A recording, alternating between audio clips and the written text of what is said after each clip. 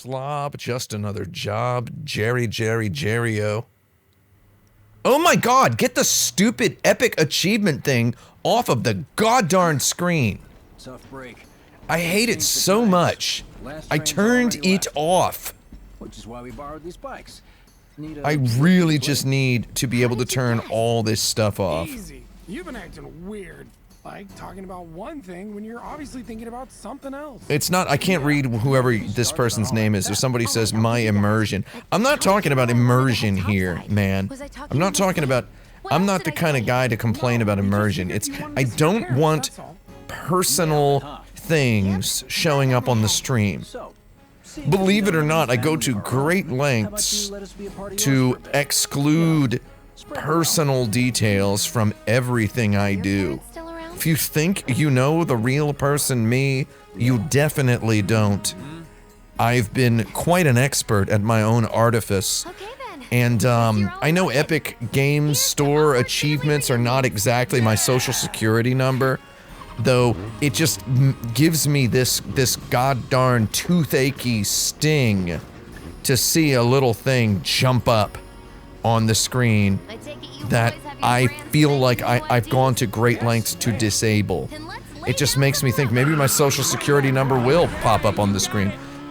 Mimsy, can you close the bathroom door, please? You hear me? The bathroom, she had the bathroom door open, which, believe it or not, the bathroom light reaches my eyeballs all the way from my position on the sofa here. Oh man, I just realized I'm about to do the, Because of all the Mako.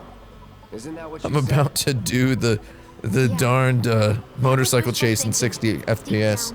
This is gonna be hot. Can you believe I got this game?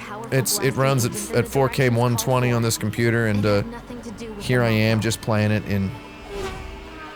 in 60 because that's all that I can stream at. So what? I'm planning on using a weaker blasting agent this time, but since I can't get in touch with my supplier, Man, his pauldron is hecka gritty in Intergrade, isn't it? Shinra? with your help, we will Come on, let's go. Let's go, Jerry.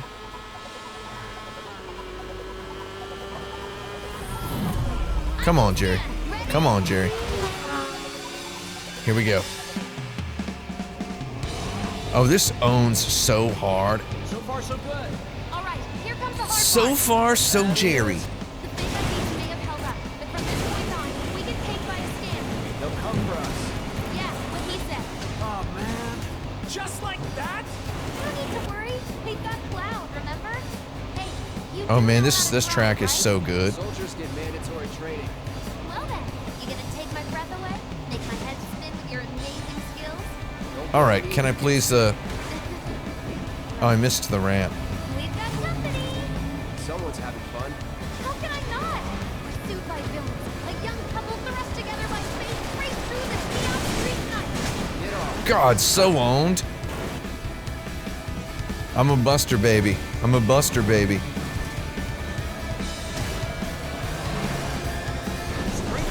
Anybody here play Astral Chain?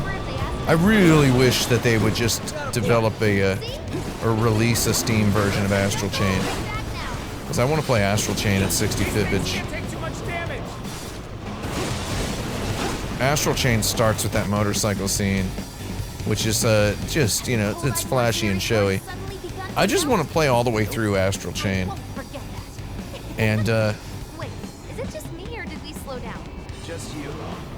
I hate to be some kind of big weirdo, though it's like, it just, ever since I put together this PC, I turned on this big PC 1 year ago today, actually, now that I think about it. I put this PC together 1 year ago today, and ever since hitting that ignition button on it, I just kind of don't want to play anything at all on the Nintendo Switch. I mean, the PC I had before the PC I have now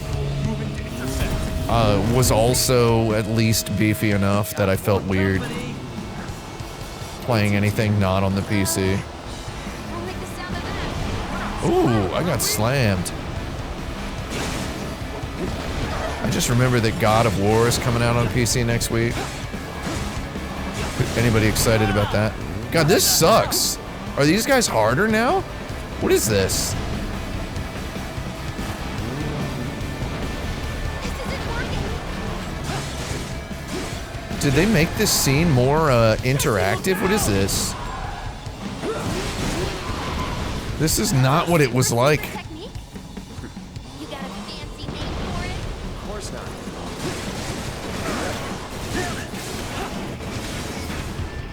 These guys actually seem to sort of fight you now. Heads up!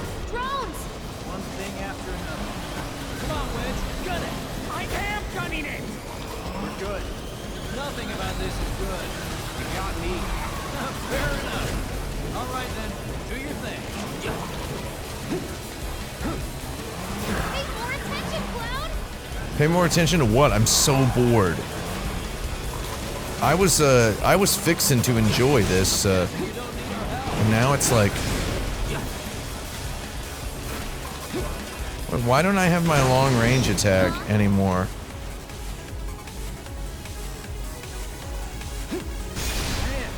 Oh, because I need my Y button attack cooldown to happen. I caught some air. There should be some way to build your Y button attack faster. Oh, this guy's cool. I like this guy. HQ saying he left a few minutes out. Copy. These guys just come grinding up alongside me. Like, I don't understand this.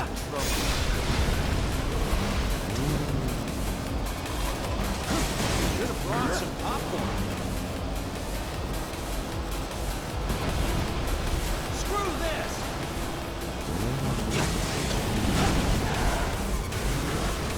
Yeah, so this chapter's weird because it details something that was not in the original game.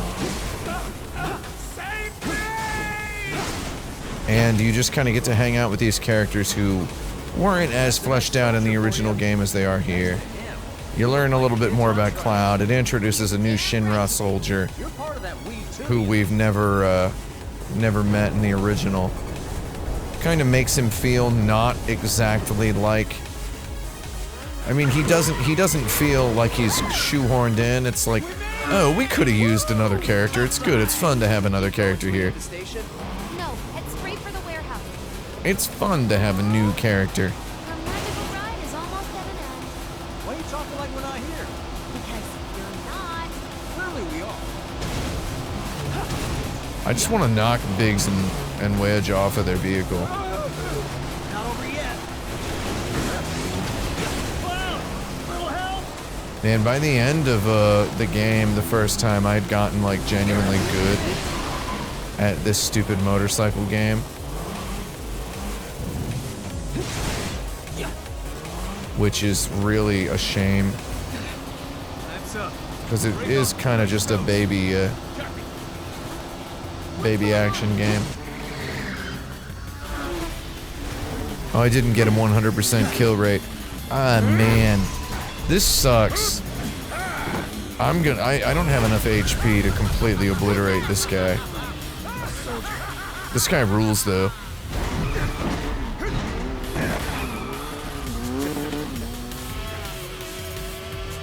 Well, hello! Who's this? Too quick for the eye. You cross him, you die. Now, mind if I cut in? Woo! Splendid! I've been looking for a new dance partner. Private party, huh? Oh my god. Settle for a race then. Just You talking to me? I most certainly am. Then no. So terribly sorry. Your words failed to reach my ears, sluggish and slow as they are. What's this idea? A lady's curiosity has been piqued. My name is Rose, but you may address me by the more accurate Oh, stop it. Speed Demon. Heard that, huh? My ears are attuned to the feminine voice. Ugh, this guy is the worst. Yes, yes, this is the contest I've been waiting for. Daddy's on our side.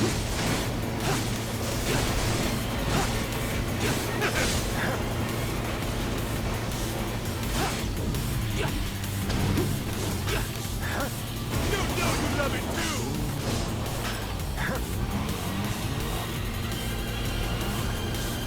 Whew. A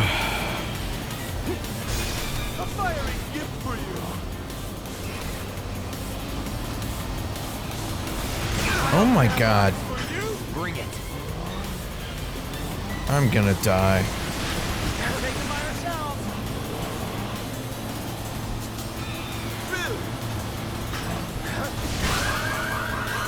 Oh my god, yeah, just go ahead and play that Walmart store alarm.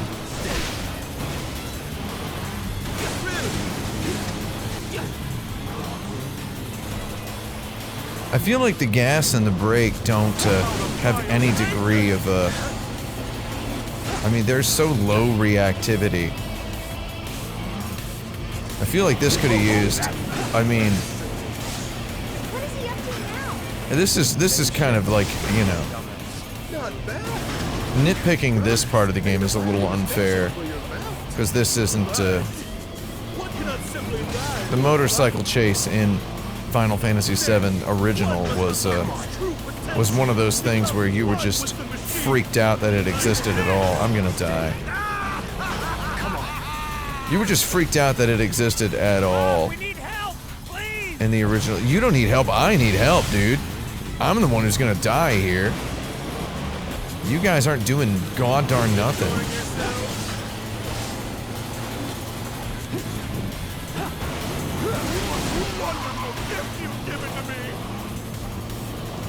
The motorcycle chase was like something you were just like, it blew your mind to see pictures of it in magazines. There's a motorcycle action minigame in it. Ah, heck. Use some help here.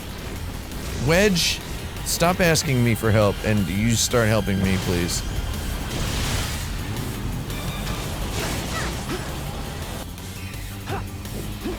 This sucks. Like, it's like I know if I get touched, I'm dead. This is like the whole Devil May Cry, the ancient Devil May Cry experience. Remember that one point in history where life meters kind of started to disappear? Gears of War had its regenerating health. Everything had a regenerating health mechanic. It was because of design like this that we thought that was a good idea. Where it's like, oh, I'm like one touch away from dying. And that one touch is gonna feel bad no matter when it happens. Enjoying yourself? No. Throwing in the towel? Don't you dare. How was that throwing in the towel? Oh, I'm supposed to be hitting him now. I thought he was gonna do his, What say we shift it into high gear? How about you just end this and then we don't have to do it all over again? Oh, crack. I don't want to take him out. He's too, there we go. Like, the whole mechanic of, like, Biggs and Wedge possibly dying is a little stale here, because, oh, did I die already? It's just so slow? God. I don't want to do this. This is not, yeah, what? There was no XP. We're just fighting dudes in an action, little sort of mini game. Hello? Who's All right. too quick for the eye? See, it's so inconsistent as it just refills your HP here. Splendid! I've been looking for a new dance partner. So now I certainly have enough HP to kill him. I lost most of my HP against those drone enemies in the beginning. So terribly sorry. Your words failed to reach my ears, sluggish and slow as they are. What's this guy's deal? The lady's curiosity has been piqued. My name is Rook. We're gonna end this guy this time. By the more accurate appellation, Speed Demon. A more accurate appellation. My ears are I love the word appellation to mean name. yes. If you're from the Appalachian Mountains, you have an Appalachian, appellation. Appellation.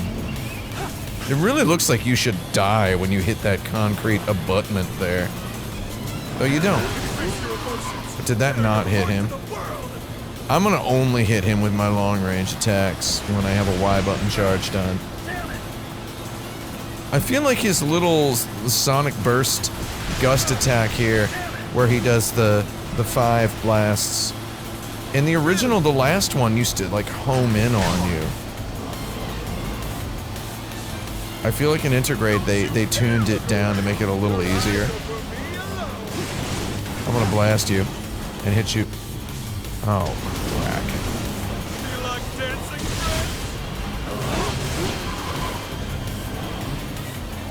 And I feel like he's dying faster this second time.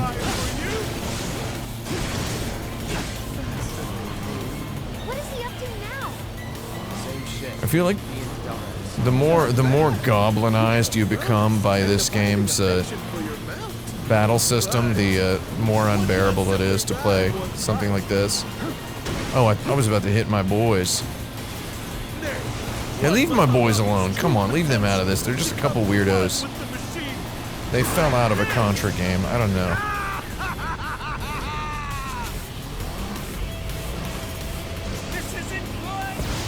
I'm thinking about Doug Jones eating Taco Bell right now. He said he was eating Taco Bell. When I was in Indiana, I was there for 2 weeks. I tried to eat at Taco Bell 3 times. And every time, they were closed.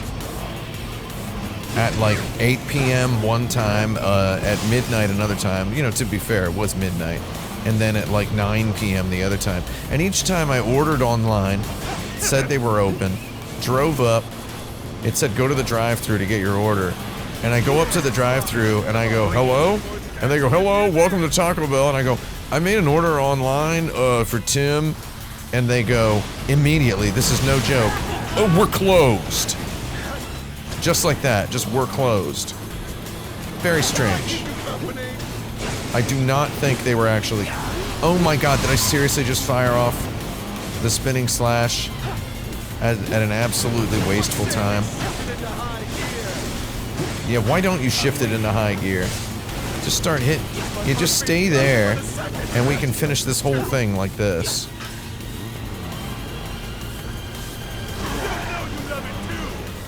Ah, whatever. Just keep hitting me. I don't care.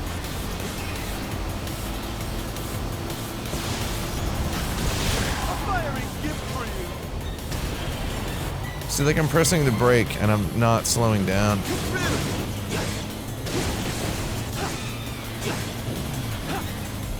Okay, okay. I can't believe I did it again. Please, just, I don't want to do this anymore.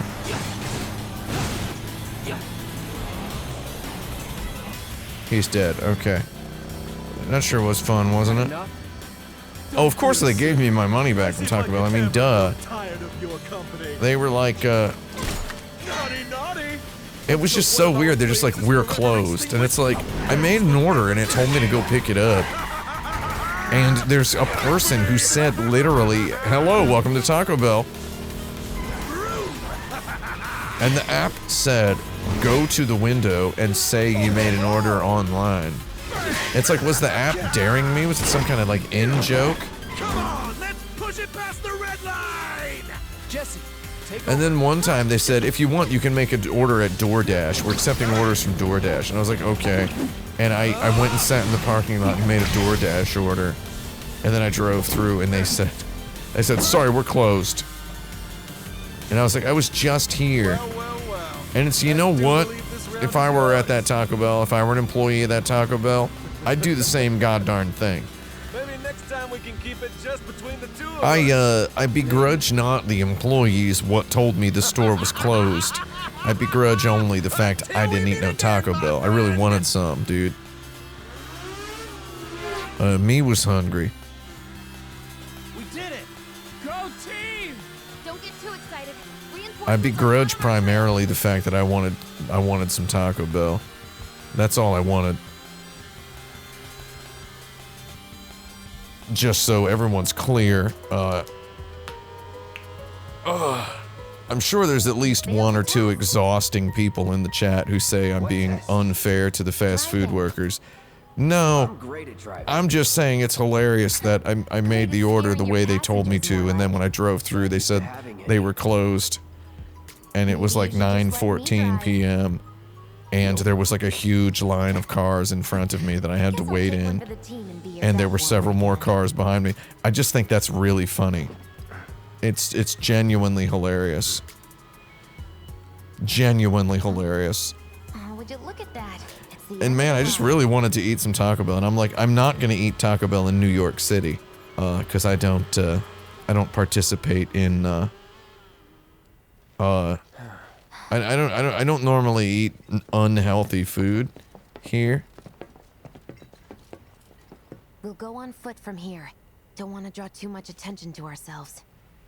I mean, if I worked at Taco Bell, yeah, I literally see someone in the chat who says, dude, they're fast food workers, give them a break. Come on, man, how can you possibly perceive what I'm saying as any kind of a, this is just intentional misunderstanding going on your part. I don't care. Man, I would say we're closed too, man. I did similar when I used to work at Target. I'm just saying it's funny. That's all. It's a good story. I sat in line at the drive-thru for like 30 minutes. I mean, it was a long wait at the drive-thru. The residential areas just beyond this. So it was like, it was suspicious for a place to then the timing of the we're closed. Hello, welcome to Taco Bell. May I take your order? Oh yeah, I made an order online. Oh, we're closed. Like it's very funny. I don't see how anyone. I feel just very upset at just the nature of planet Earth that someone could perceive me telling that story as anything other than that's hilarious. Welcome to Taco Bell. May I take your order? Oh, I made an order online. It told me to drive up. My name is Tim. Oh, we're closed. It's just beautiful. It's absolutely beautiful. We were living the good life. Absolutely beautiful, Jerry. I really would have liked to have some Taco Bell. Oh, I guess I let my boys run off here. We're gonna get to do some fights. No dice. Someone's playing hard to get. This guy's whole thing is that he likes cats. And he mentions food several times.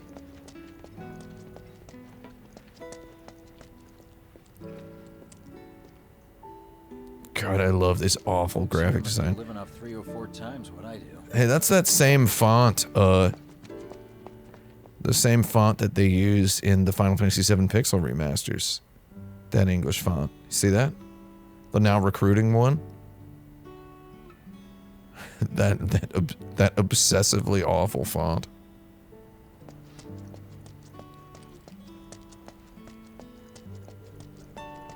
Somebody at Squeenix likes that font. Figures. Still leaves the lights on every night. For the girl who only comes home once every other blue moon. Mom's an old-fashioned type like that. Think she'll make us pizza? Her Midgar special? Midgar She's special. quite the cook. Quick to whip up finger-licking food, even if you drop by in the dead of night. And she loves Quick to- guests who ask for seconds or thirds. Quick to whip up finger-licking food for guests who drop in the dead of night. Okay, let's head in. It's a little bit too punchy there, You know what to do. Wedge. Wait around the corner over there. I suspect Wedge is a narc now. Try the Midgar special. You would have really liked it. Shut up. What do you know about Cloud's preference for pizza, you freak? You weirdos. With your help, we won't need luck. Oh You'll man, take on just about any job, right? a little bit of time Well, I looping need you to here. rob my house. Think you can do that for Like me? she explained this to him earlier and now he knows, and now he's thinking back on it. When did she explain this? When they were on the motorcycle? Go in through the back door when the coast is clear. The signal will be obvious.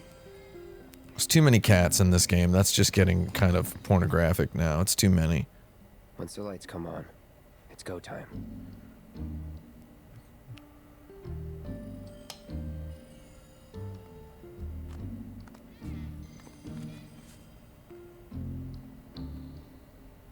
We learn a little bit about Jesse's Time to go. family situation here, which is cool.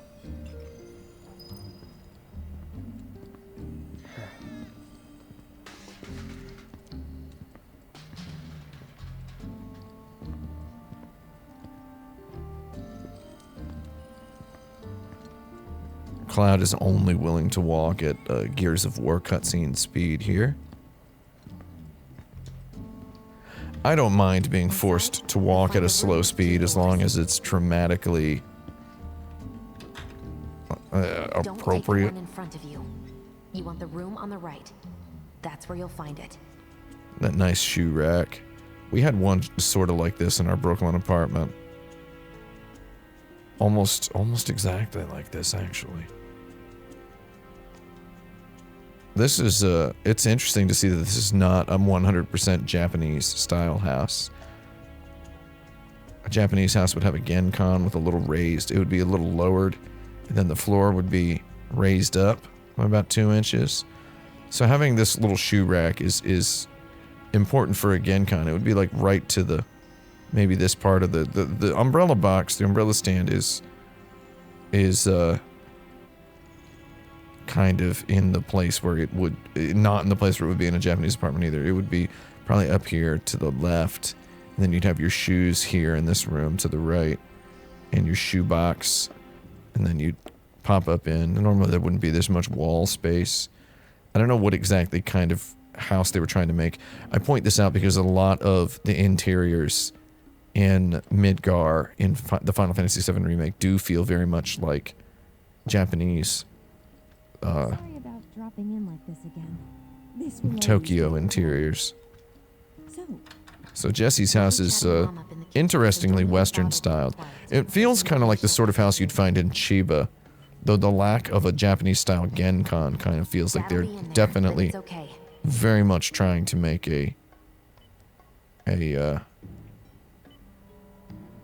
they're trying to make it feel more like a Western house. I need you to grab his Shinra ID card. Everything else, the Yeah, I flow know I of should it do kind it of myself, screams but- like Tokyo suburb. But I honestly don't think I'm up to it. Just do this for me, okay? Though I feel like there must have been some sort of discussion during the level design phase of this mission, this is what I've been waiting for. where the level designer had probably made a Japanese style entrance, and then they, rather than have a genkan, they just replaced it with a welcome mat. Which is like the size of a genkan. The idea being that it's inside the house. Thanks. You don't have a welcome mat inside your house. It's on the outside. Speaking of which, in this apartment building we live in, we're not allowed to have a welcome mat outside. Some beautification situation.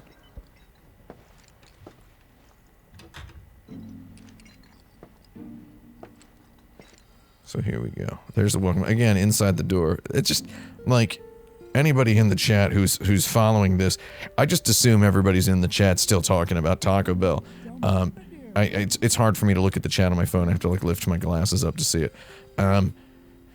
Just like if anybody in the chat is doubting me here, like this welcome mat, that's weird, right? It's weird. I just feel like everything else is arranged in a way that kind of begs for a genkan. Does everybody know what a genkan is? Google it. Genkan. It's a beautiful little concept. I think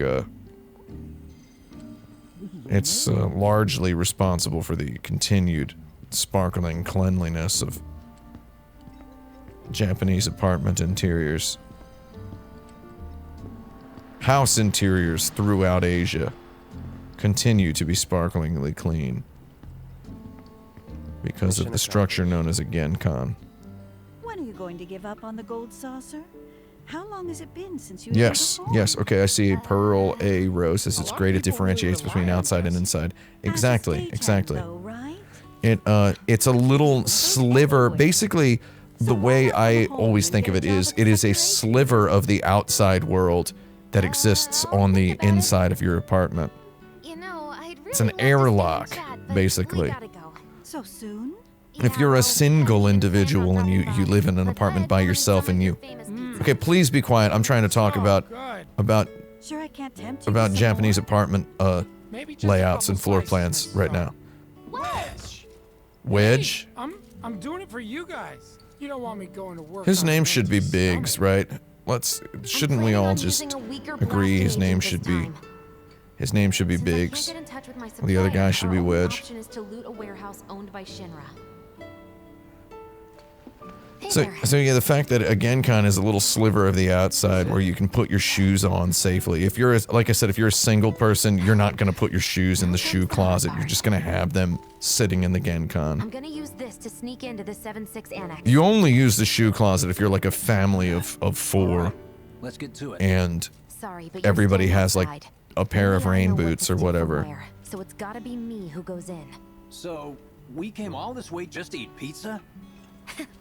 We came all this way Not just to that eat easy. pizza. Lord, You're what gonna else is earn there every in slice life, helping Jerry? Cloud. Just do the thing where you draw everyone's attention away, like you did at my parents'. What's the word again? Maybe I'm more nervous than I thought. Diversion. Yeah, that. Nice one, military man.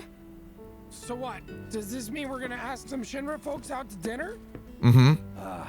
You know damn well what she means. He just punched him in the stomach. That's You're mean. That's inside. rude. We make sure the guards are focused on the outside. And my name is Wedge, Couldn't have put it any not better. his.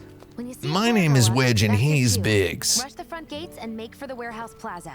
The more hell you raise, the more time you buy. Someone in the chat pointed out that his name is probably Wedge because to the ground, aren't you? that's what his underpants are always doing. That's a good observation. Not too much. I'll be in and out.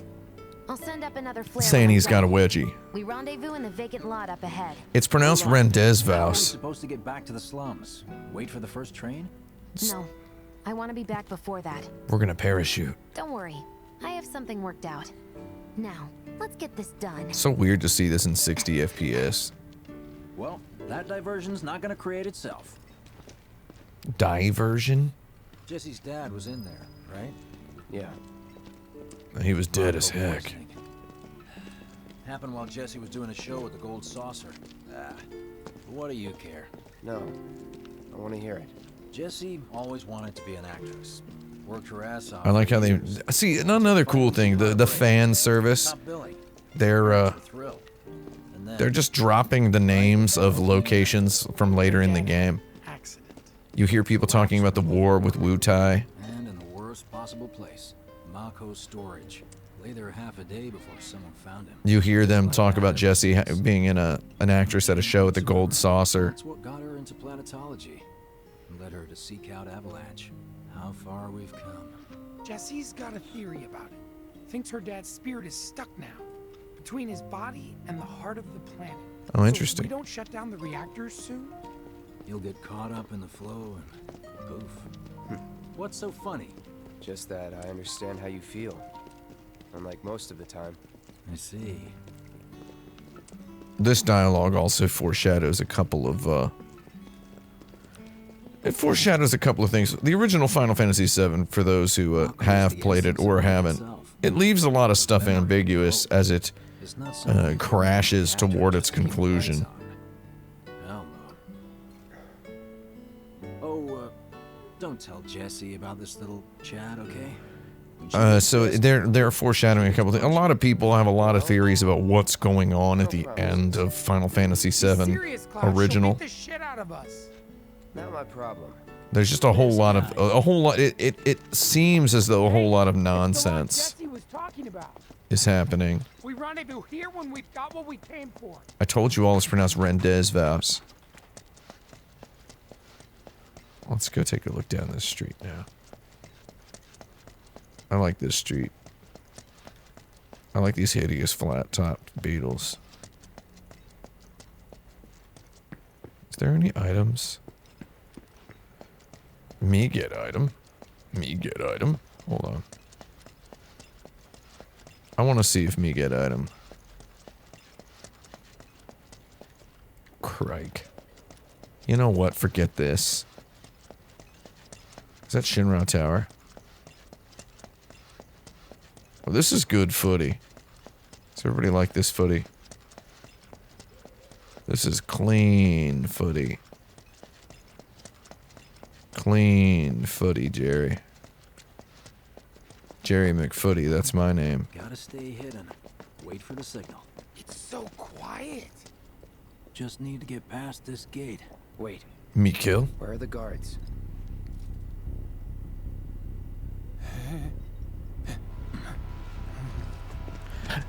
I really like the texture of this game in general, and particularly, I mean, just overall, the fact that it goes through so many moods and modes and emotional colors and flavors. This here. That it has this little sort of B-team, Hardy Boys, Nancy Drew kind of mission flopping around in the middle of the first act is actually quite smart. Don't see anyone. What the hell happened? Hey man, the plaza's that way.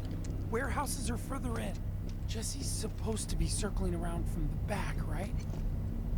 So this part's cool because we're gonna end up just kind of chewing on a whole lot of fun. I like this idea of items that are discounted. That's fun. Discount items. My guy's already at full hip, and yeah. I'm very close to popping off another level. There's a combat simulator in here, I believe. Oh. Why am I jerrying? It's down here. Jerry not. Training center. Kunrenjo. As it clearly said in kanji. Oh, this is cool because you can just kind of... Did anybody else play Kingdom Hearts 3 in here? In Kingdom Hearts 3, there's a... Late in the game, there's a part where you can do these simulated battles.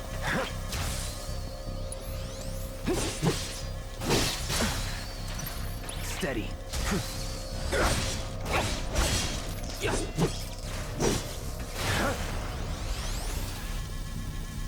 Whatever. God, he just...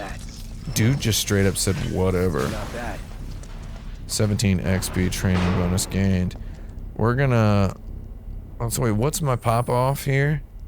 939 out of 1022. I'll kill. I don't care. Think you can stop me?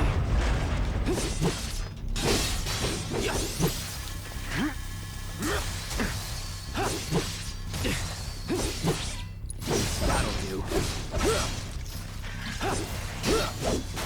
Wait, he live? Hank. Was never in doubt. Let's just go ahead and do this until I bust up into one level up. Having played this game on hard mode, I know they're Should be easy. the way the game is truly meant to be played is the game is, wait, what? Anytime now.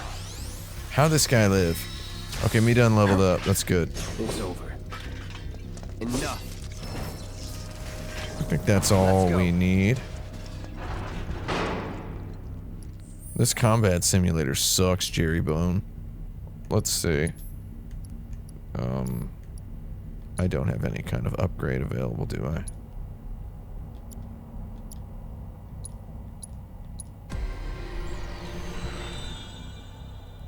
Okay, I mean, I'm not, I don't have enough, I have 9 SP. Defense up, well, we don't exactly need defense, I just need my sword to get loud. Yeah, make my monster grow, Jerry. What else do we got? I have a whole bunch of SP for the Iron Blade. Let's goose it up a little bit. Hang on a second. What do we got? Ooh. HP by 150, physical damage reduction 10% while guarding, Punisher mode counter damage 5% boost. Heck. Defense plus 5. Subcore and 1 physical damage into defense. This magic attack with high HP increases magic attack power and attack power. Kill me with that one. And then jerry me over to this one. I don't really know. Physical damage, 10% reduction, Punisher mode, counter damage. I mean, we could have a good time with this. Max hip up a little bit. We could have a good time with this. Hang on. I mean, I'm a Buster baby all the way. We are not going to use this sword during this fight, because I think it's not right. Although I think right now there's no actual bonus to using. There's no downside, I think, to the Iron Blade. I don't think there is a downside to using the Iron Blade over the Buster Sword. Which kind of makes me feel like a chump, cause what am I god darn doing? Let's give me more defense. Show me all the defense. Enhanced physical guard. I think the physical guard is good.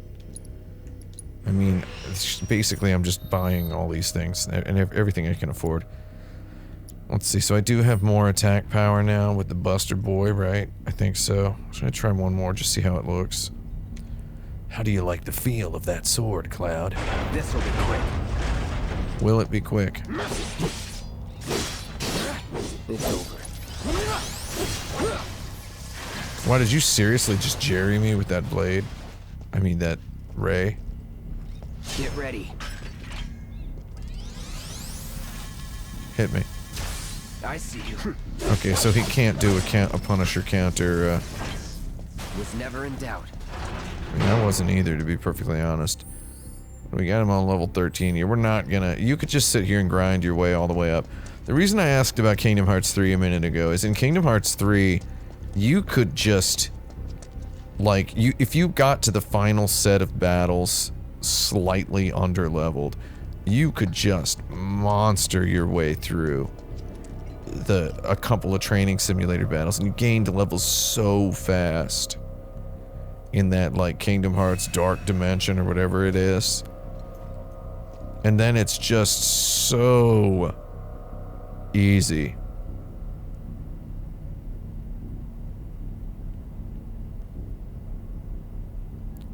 Anyway, I am going to use Mr. Restroom. We're gonna go ahead and give Mr. Thirsty a drink. Hello and welcome back to my show. My name is Jerry Trashcan. Welcome back to the Trash Can Hour. This music is good to have while I'm lit all green like this. It looks like... Oh, do you see this cable? This cable is USB-C. Watch this. Just watch this. You're gonna love this. It charges my controller. I'm not gonna lie to you. It's plugged literally into my sofa, so that I can charge my controller on my sofa while playing video games. Quite relaxational, I've gotta say. Alright, let's get back into this. Is this a button? I think it is. Alright. I like this little segment that's about to come up. We're gonna go ahead and do a save real quick. I'm gonna break off a save. Crike. I'm gonna save my progress. Alright, this chapter's, No need for us to rush. Let's scout it out first. No. I can handle this solo. Yeah, I can handle it solo, You're definitely. trying to keep us out of it now? No, I just don't like you guys, and I'm also In real this tough. together. Don't expect me to save you. If you need to check your gear, now's the time. Nope. Give the word when you're good to go. Don't need to You check can use my that gear, vending mate. machine over there to stock up. God, imagine you like you're about to go have a massive battle, a There's a firefight training center too. in like Iraq, and your buddy's like, "Oh, there's a Coke machine. Go get some Cokes." You know what? Has anybody modded this game to just turn the vending machines into Coke machines? Man, I get really hungry when I'm nervous. Oh, shut up. God. I think I've mentioned this before. I've mentioned this on the streams and videos and podcasts, that I was a very, very overweight person for a long, long time in my life. And I was basically just never hungry. Like, no joke. I never, not only was I never hungry, I never, like, talked about being hungry. I was just never hungry. So, Wedge, Biggs, whatever your name is, you just ate, you're not hungry. Stop joking around. That's writers, writers who don't understand. I just... something at home or just need a bite to eat, vending machines can be real lifesavers. Stop it. Remind me, you've got summoning materia, don't you? Yeah, I've equipped it. He's got wild eyebrows, doesn't he? Anyway, writers love just being like having a large boy character and just making him constantly talk about being hungry. By cutting loose where everyone can see you. He didn't get that way by being hungry, first of all. First, we climb high enough to get a vantage point, then we go to town on him. The people I've known in my life who loved food the most were very skinny. So I don't know. And the people who commented on their own hungriness the most. I'll admit that to this day, I seldom feel hungry, seldom talk about being hungry. I eat when I eat. When spring comes, I'm leaving town. I get tired of lazy writing around this sort of thing. Tropes. Should have figured. All the guys are leaving. But I'm not like them. I'm not going just to look for work. I'm going because I'm a baby boy. Do you like my t-shirt under my t-shirt? He has a 3/4 length t-shirt under a half length sleeve. The Great War here. Oh, he has a 3/4 length sweatshirt underneath his half sleeve length t-shirt. I'll be back for a long time. With a deeper collar. Guess not. Think you'll be in the papers? I don't know. I'll try.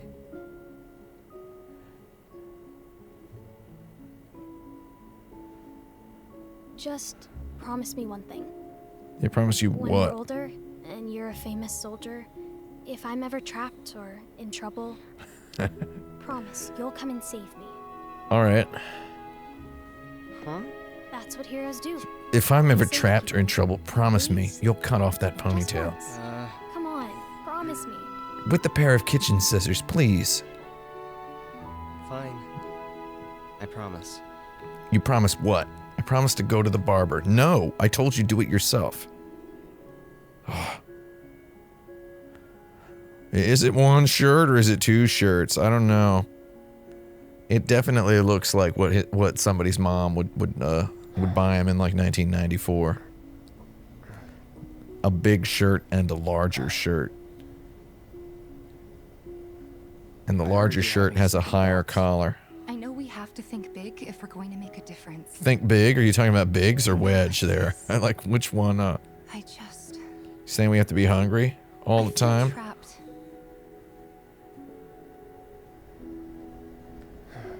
Man, I'll tell you what. I'll tell you what, dude. So somebody, Yamadutai, asks, what if it is sewn in on the shirt? That's the signal. That is the signal. Let's die. All according to plan. Let's go. I remember shopping at a... If anybody here's... Anybody in the chat live in or has lived in Tokyo, Japan. Tokyo, Japan, there were a lot of these stores all over the place. A chain store called Jeans Mate. And Jeans Mate is... I'll admit, I'm not going to pretend I did not shop at Jeans Mate ever. I purchased some things at Jeans Mate, okay? Like, just a couple of things. Not too many things. I tried to keep it to, like, one thing every 2 years or so, if you know what I mean. I wasn't a... Oh, Mimsy is here, everyone. Jeans Mate sold so many, like, hoodies that had, like, a shirt, like a cardigans. Okay, this is an extreme example, though. There was, like, a hoodie that had a cardigan sewn inside of it. Or, like, a cardigan shirt front. This fight is real good. Because, I mean, this is your Teenage Mutant Ninja Turtles, the arcade game. This is your Marge Simpson beating a guy up with the... with her vacuum cleaner. You know, that's what this is. This is like what I signed up for. This is Aliens vs. Predator, the arcade game of Final Fantasy. Alright, let's get some kill.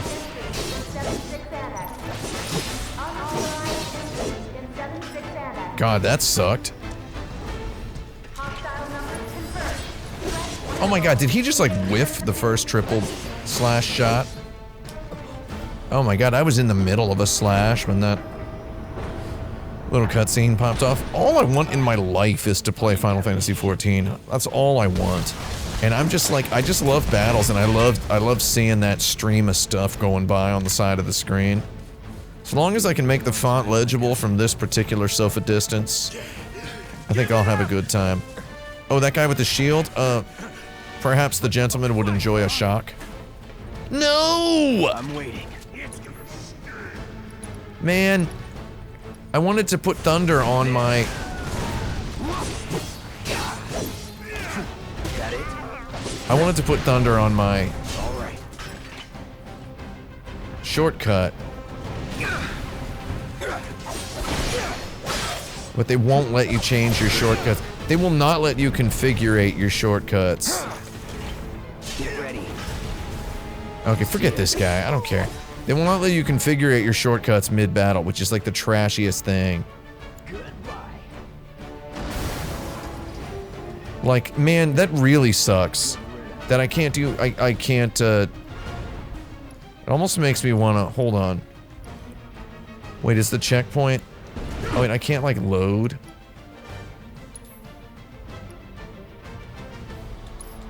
Hold on, can I do this? I don't want... Okay, good. Okay. It's just, it's real trashy that they don't let you do that. It's on fire. I don't even have fire equipped anymore. Alright, let's kill Jer. Really hungry when I'm nervous. Okay, shut up. You...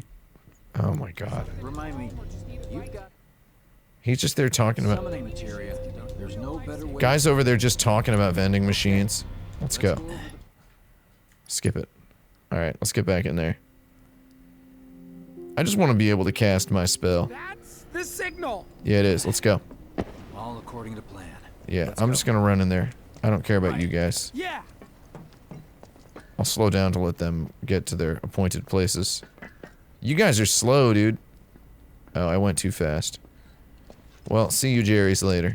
I'm gonna squeeze in here and start kill. I don't see any intruders. Dun.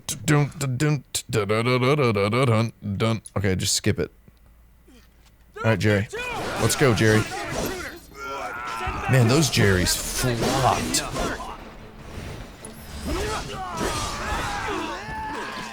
I just launched myself a Jerry pie. Here we go. I don't even know what I'm talking about anymore. You, three of you are dead.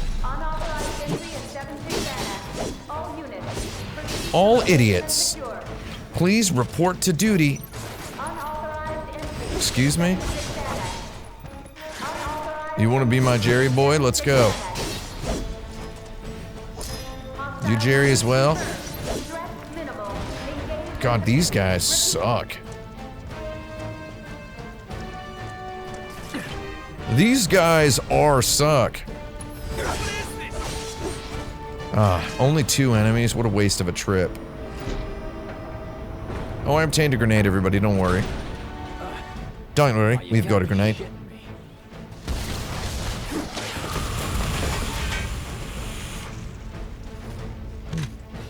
Time to kill some cops. More time and I got you. Give me a couple more cops and I'll kill them.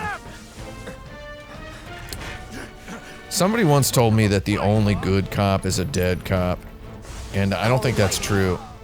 I think a cop writhing in pain is pretty good as well. Right? Am I right? Will you just like die, police officer? Yeah, I don't know what you're doing with that.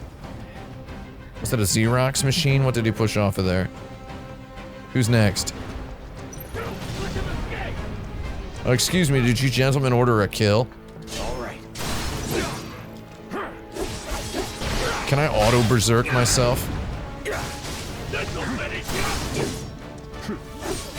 Excuse me. Can I auto berserk myself on your dead corpse? Oh, crack.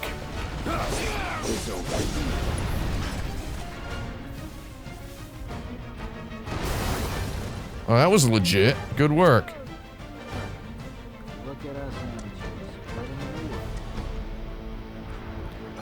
I remember in Final Fantasy XV, you have a very similar battle to this at one point.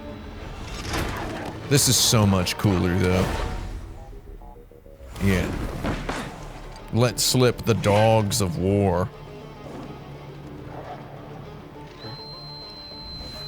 Oh my God. Mr. Big has a dog whistle. Catch me if you can. Wedge, I appreciate that you think you're helping.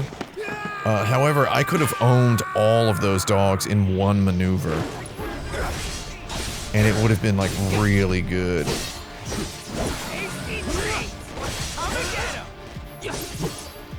Wait, how many more are there? Because I'm killing everything. Wait, did I just, like... Okay. Okay. Basically, triple slash is your ultimate maneuver. That's the one you really want to do the most. Hell of a show, man. If only the ladies loved you that much. Oh God. Someone's enjoying themselves. So the dogs loved him because he had food in his pockets? Was that the insinuation? Why was he talking about being hungry earlier? Alright. This Magitech armor here is gonna chomp down this war mech. Yeah, of course. Okay, so I actually have a lightning spell if you guys want to see it. Hell yeah. More than you know. Let's go, Jerry. Look what I found. Let's give these jerks a taste of their own medicine. I like giving jerks a taste, if you know what I mean. Summon gauge, yeah, I don't care. Summoning is for weirdos and freaks. Do you want some of this? Get ready. I got you. I got you, Jerry. Alright, Jerry boy. You're staggered. And then this is actually how you die.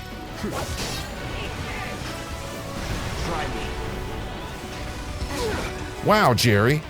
Excuse me. You're not gonna give up, Jerry. Don't worry. Give yourself a little taste of your own medicine. I see.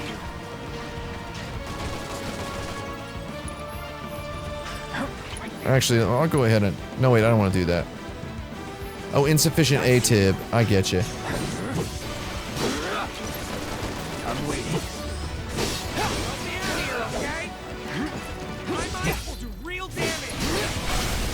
Bam. All right. Alright, let me go a little bit... Let me get a little wild on this guy. Oh, it looks like I didn't have to hire any sort of a summon monster to join my organization. Well, shit. Alright, now we get a good boss fight. Wow, the 60 FPS really makes that look hot.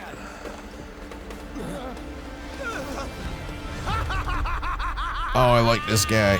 This boss fight is so good on hard mode, dude. So this, again, the game is not super good at tutorializing this stuff, though this battle kind of really lets you use the Punisher mode. This is like the battle where the game is making sure you understand the Punisher counter move, and You know what I want. I asked a lot of people while I was doing my review. I think a lot of people didn't really get what the Punisher mode actually does. Like the fact that if you transition to Punisher mode during an attack, you do this wildly overpowered counter. And you don't even need to do it on the transition. You can do it just by defending in Punisher stance. Fall back. Right. You just defend and then you just do this automatic flash counter. Yeah, this looks so cool as a Buster baby, doesn't it? See, this guy's cool, and I wouldn't mind seeing this character, be fleshed out a little bit in the sequel.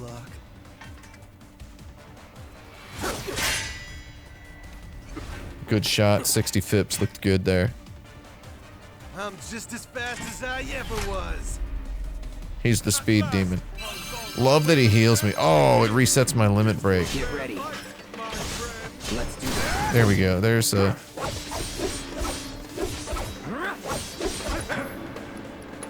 Sorry, let's do an assess on him. Too bad. He's weak to fire, which is funny. Does Nino have fire? Here we go. Alright, Jerry. Anytime now. There we go. That was good.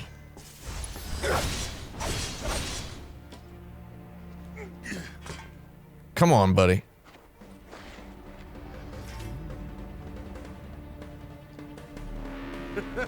I told you we were gonna push it past the red line. This guy's sick. Open up the throttle. Oh my god, I can't believe I missed. After all that hyping up the counter. There we go.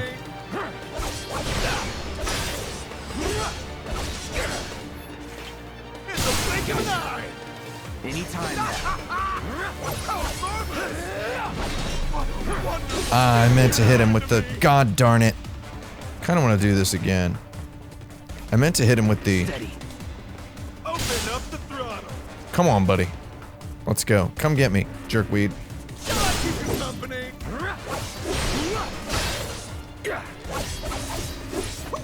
It's a blink of an eye. Sorry. I can't believe that I just want to do this fight again. That's that. Oh, that sucks. That sucked. That sucked. All I wanted to do was... I wanted to stagger him. Because it's funny. And then I just didn't do it. I wanted to get him with the... With such fleeting God pleasure. darn it. Hardly. I mean... Okay, he's an extremely easy... Extremely easy boss. It's just, and I can still soar. You gotta counter him with the Punisher counter and then hit him enough times, you know, and then hit him with the focus thrust at like just the right time, and then just go hog wild on him, Punisher Berserk. I don't know. I feel like I put through a kind of a trash can performance. And then he does this weird thing with his Chrono Trigger motorcycle. And then he hecks off into the sequel. We really must do this again. Fun fact, you're not gonna do this again. Until then, try not to die. I'll see you on the road, my friend. See, he says on the road.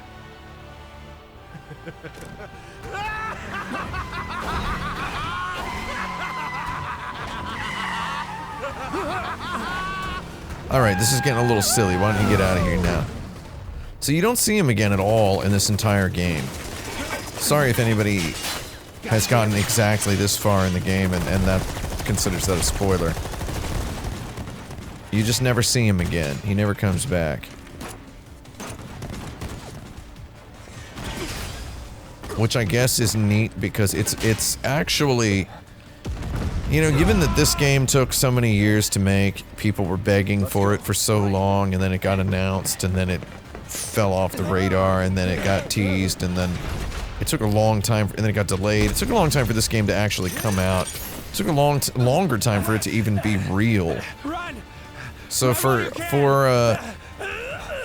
it's hard to even imagine what the next installment of this series is going to be, much less when it's going to come out. Oh, they're from the Avalanche Home chapter. Your team shouldn't be here. So this is interesting. We learn this is something that is not touched on. It's only deep lore in the original. There is an Avalanche headquarters chapter, and you are just one little faction of Avalanche.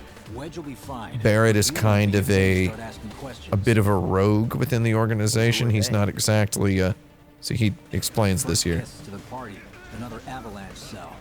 Another Avalanche cell. Friends from the old guard. It's always their way or the highway. Lately, they've been a real pain in the ass. Yeah, these guys aren't 100% friendly with Barrett's little group. So then why are they here? Barrett's a little bit of a clown within the organization is the impression we get. Cell got labeled too extreme. Cell got labeled too extreme. With mil-spec gear. Word is, they cut a deal with Wu-Tai. Promised them all the material. Cut a deal with Wu-Tai. Think there's any truth to that? So yeah, they're really trying to build Wu-Tai in here. Sometimes I think we're the only ones who've realized the war's over. The war is never over, Biggs. Okay, mission complete. Let's make our way back to the lot. Let's make like a tree and get out of here. Alright. Looking a lot more crowded now. Security's out in force. I'm looking a lot more thirsty for a posh. I just want to get that effect off of the screen. So are we not gonna wait for Wedge? If we stuck around or went back, he'd only get upset. Why is that? Because a soldier wouldn't understand. I'll tell him you're worried about him, though. Who knows? Many of our citizens have already been disturbed by the alarm. I'm just missing out on all this flavor dialogue. Oh, there's Jesse. You made it! Over here! Crouching behind a pile of blocks. So now that the action fight is over, Could you have been any louder? I mean, it made my job a lot easier, but... Wait, where's Wedge? Wedge! That was close. Wedge just kind of flops over here.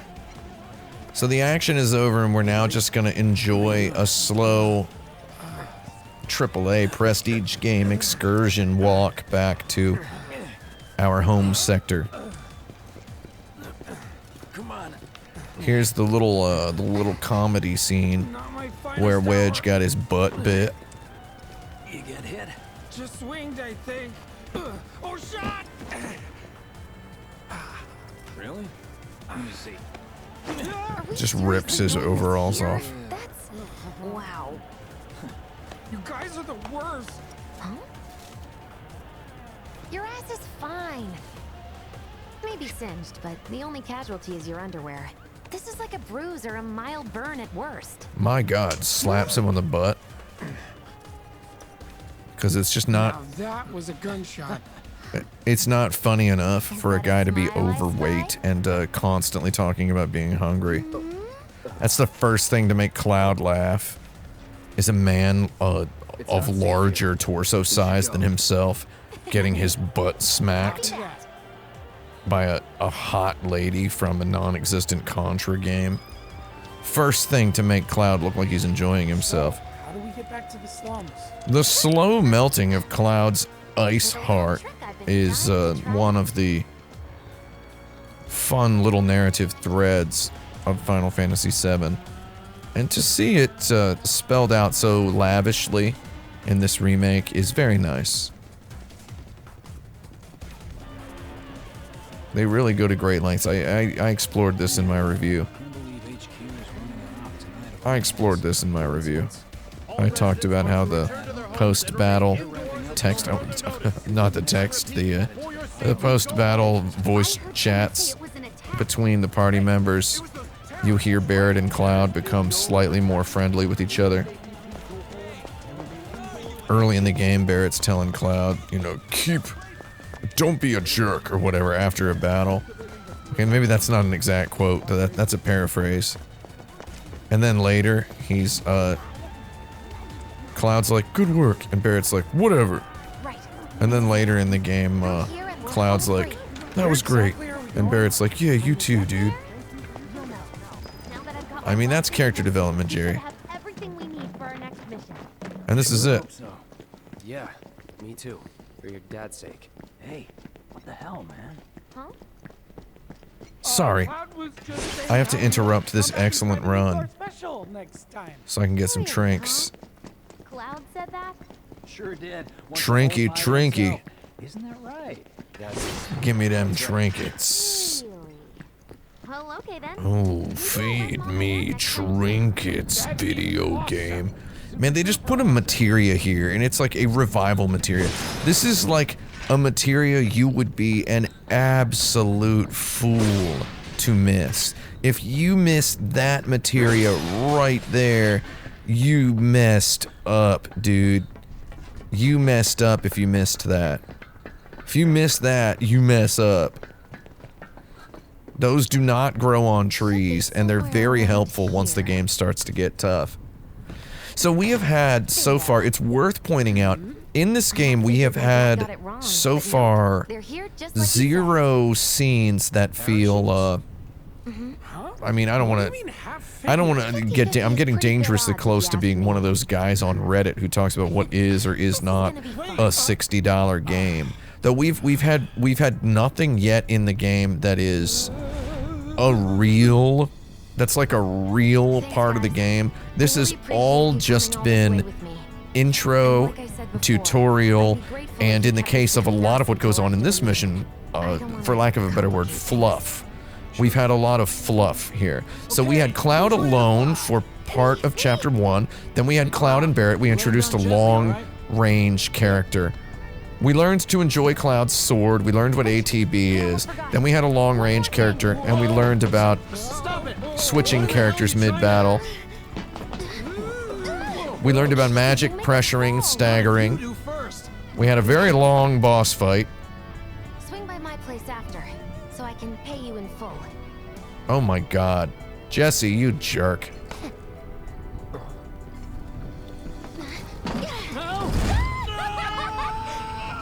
So I actually fully believe that Jesse does not actually like Cloud.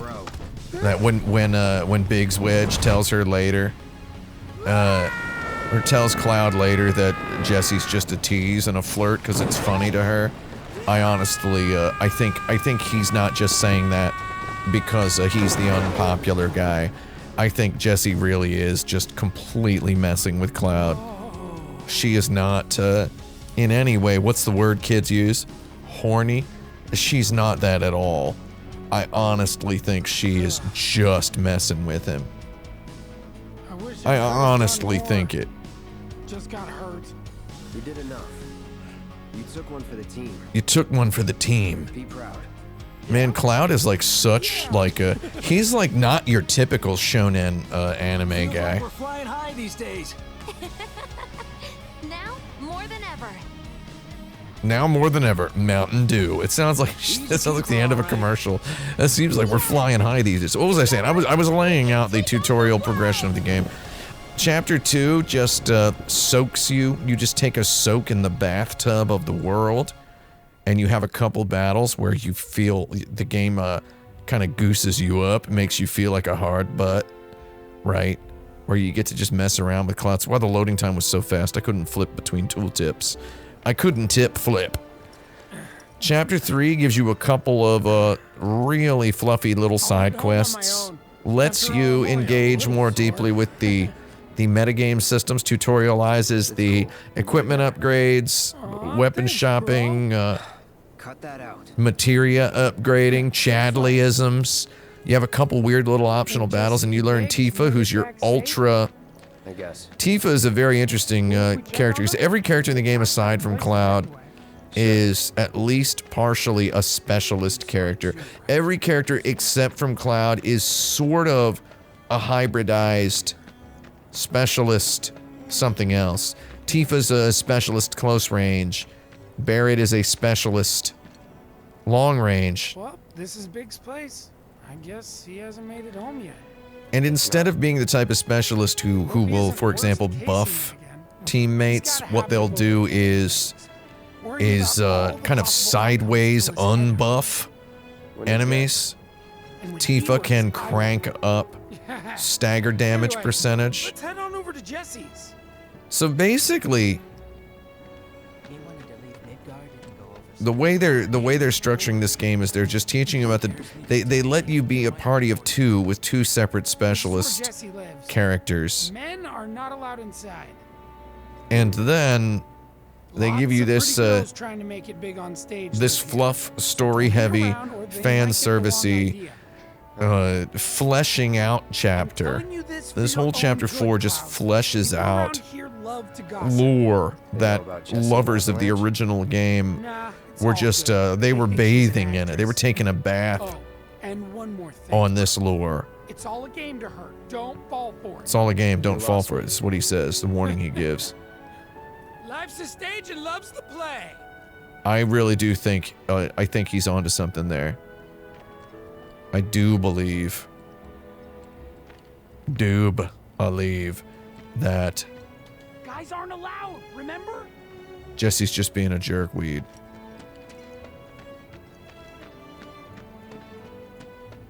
You know about the secret reactor jobs? Even people from Jesse's just being a jerkweed because she knows she can.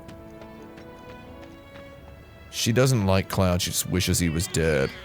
Hey there, Bigums, Reggie, Smalls. Bigums, Reggie, and Smalls. Friend to meet you.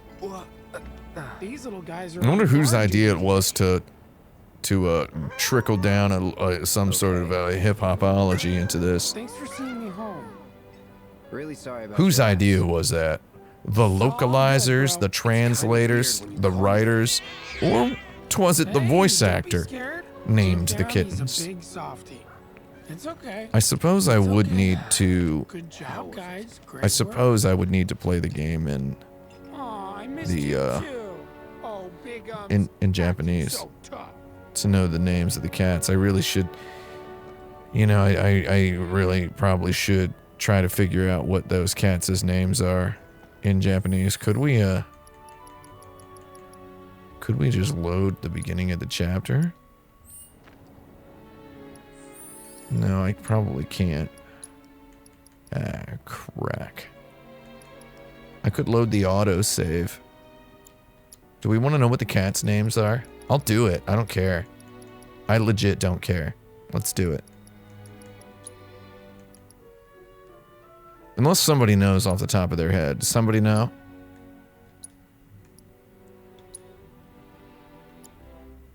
Is that it? Is that it, mate?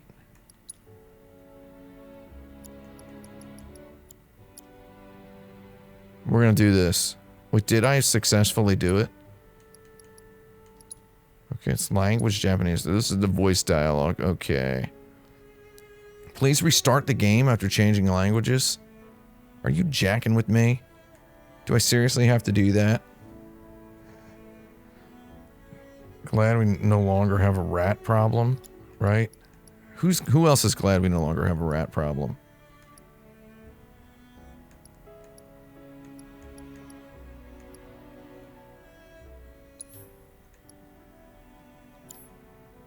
Crack. Okay, because we got an autosave right there. Let's do it.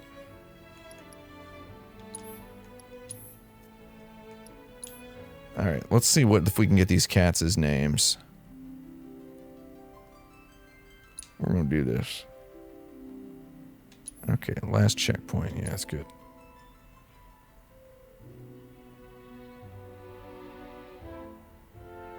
We're gonna see what they are. This is good. Think Jesse and Biggs made it back safe? That ain't Japanese, you jerkweed. Cool if we check on them? We'll pass by their places. Oh, you freakweed. How is one supposed to change the language? I don't care anymore. I don't care. I'm just gonna say there's no, I mean, like, whatever their names are in Japanese, all of the Japanese that I've played in this game, has been, and again, you know, I didn't learn the Japanese language to not use it, in my daily life. I do manage to use it a little bit every day, for some reason.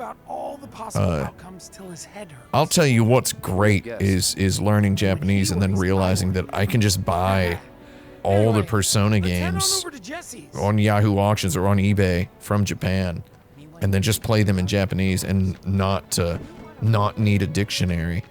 That's fun, you know? It rules.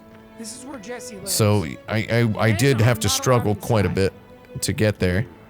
It was a long learning process. Whatever, though, I got it now. Anyway, I'll tell you that I played a little bit of this game in Japanese, And telling you this for your the own English good, has pal. so much People more around here love personality. to gossip.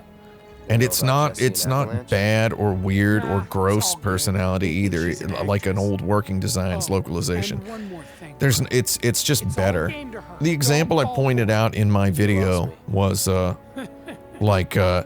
where Barrett says, "Oh, don't it feel good to be alive?" And Red 13 says we could still die. We have further opportunities to die later tonight.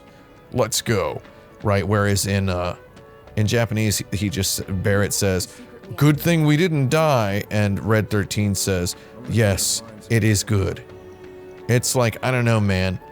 The English just kind of owns. So I'm guessing 100% Reggie, Smalls. these cats' names are not Bigums, Reggie, and Smalls. Obviously they're not. These little guys The are cats' guardians. names in Japanese are probably really stupid, and they're not a reference to anything. They're just probably stupid nonsense names. It's all good, bro. It's kind of So number one, I Hey, am don't be guessing scared. I am Down, guessing big softy. that Okay. It's okay. Good job, like guys. he gives the names of the cats in English Aw, because I missed you too. Oh, he big gives the up. names of the cats So in tough. Japanese. That's the reason why they had to pick 3 names for the cats. That's number 1. They definitely do name the cats in Japanese. It's not like he says something else like, I mean, I could imagine like a really far-reaching case would be that he says, "These are my 3 cats. Do you like them?" Right? And then the English translation says, "This is Bigums, Reggie, and Smalls." Number 1. I'm pretty sure that that is not the case. That the localizers said, "Oh, these cats have names in Japanese, and they're just kind of some nonsense." Probably some onomatopoeia, some sort of a dad joke, I'm guessing. And then they just decided to go full flavor for the English translation. Well, if it isn't Cloud Strife. Was wondering when you'd show up. How do you know my last Without name? further ado, here you are. Thanks for stepping up, Merc. And now for the cherry on top. She gave him a hug. I get it. Mind letting me breathe? Depends. Mind coming over tomorrow night? My roommates should all be out for a while. Are you seriously that desperate? Just Oh my go god. already. I love it. Only if you promise to come back tomorrow night. Deal? I'll be dead tomorrow night, Jerry.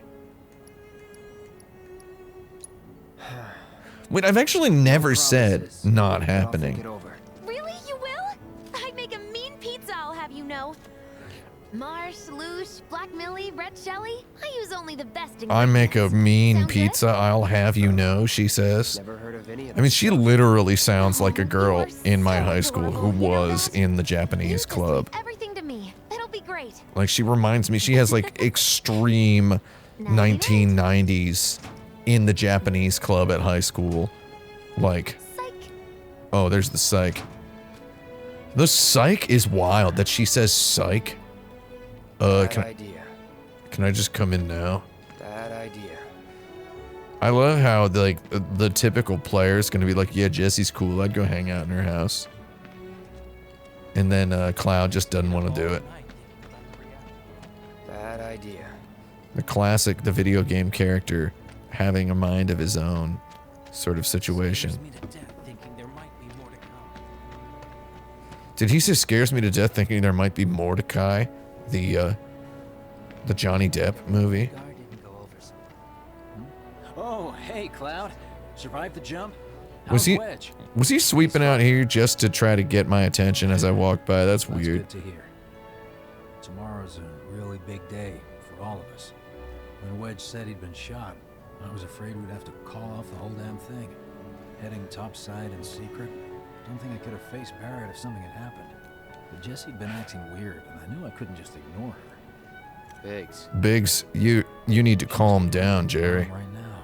Is his name Jerry Biggums? Is that his name? Morning. I should go and see if she needs any. Biggs. I gotta say, Biggs, that's fine leather you have Our chute was blown pretty on your weird pseudo backpack holster. So, Is that horse? Is that horse hide? Roger. Bronco hide? What is that? Cloud's got some Bronco hide going on as well. Broncos like to hide from me, let me tell you. Ever since I purchased a Bronco hide jacket, I feel so much smarter about my frequent joke disdain for horses. Love joking about horses all the time. Oh, sorry, I stopped running there because the video just cut out. Let's see Tifa. How's Tifa doing? She's probably asleep. So? Just knock on the door, wake her up. Say, let's go play pachinko, Jerry. Tifa reminds me of a friend I had in Japan who did play pachinko. Did we ever talk about this on the stream? I never talked about this on the streams. She played pachinko.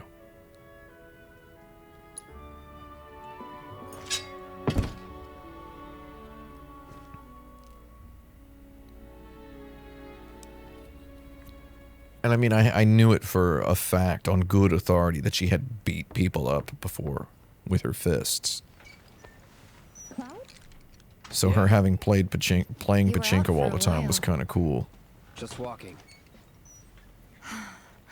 And she wore shirts that frequently revealed her midriff.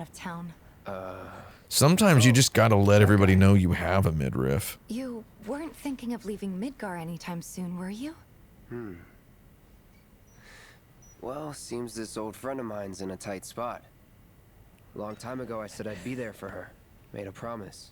So... Someone in the chat says there's a special kind of upset brewing just from imagining getting woken up to gamble. Yeah, it kind of rules though, dude.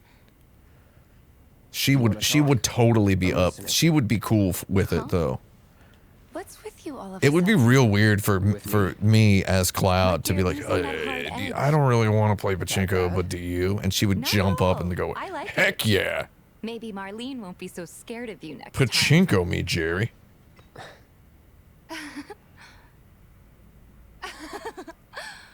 I'm really glad to have you back, Cloud. Really glad.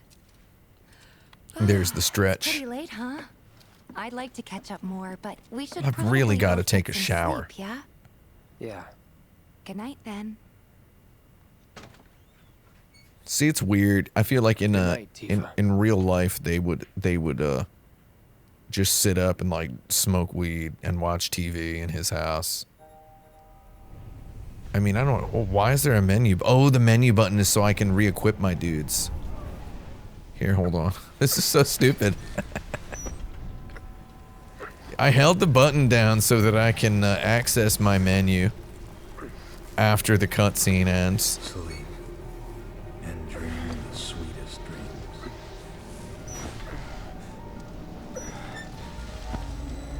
Okay. Sleep and dream the sweetest dreams. I mean, I know for a fact there are people watching this stream who haven't played through this game but have played through Final Fantasy VII. This is the first really audacious. So Chapter 4, all of Chapter 4 was new material, but it was new material that nestled very nicely into our understanding of the original Final Fantasy VII story. So this intrusion of Kingdom Hearts monsters into Final Fantasy VII feels really weird at first. The first time you play it. Oh, there we go.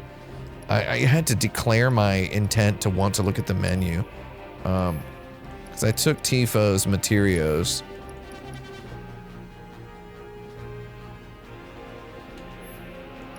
Wait, what, really? Oh, sorry. Take the other end. Oh, Cloud had it in his other sword. Let's do it. Let's head for the bar. Oh, these graphics are so good. I mean, these enemies in general look really cool. It's,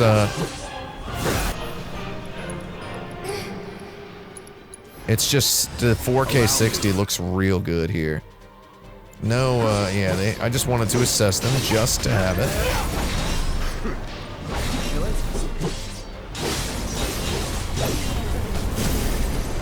So yeah, when you first get to this, it does feel very weird.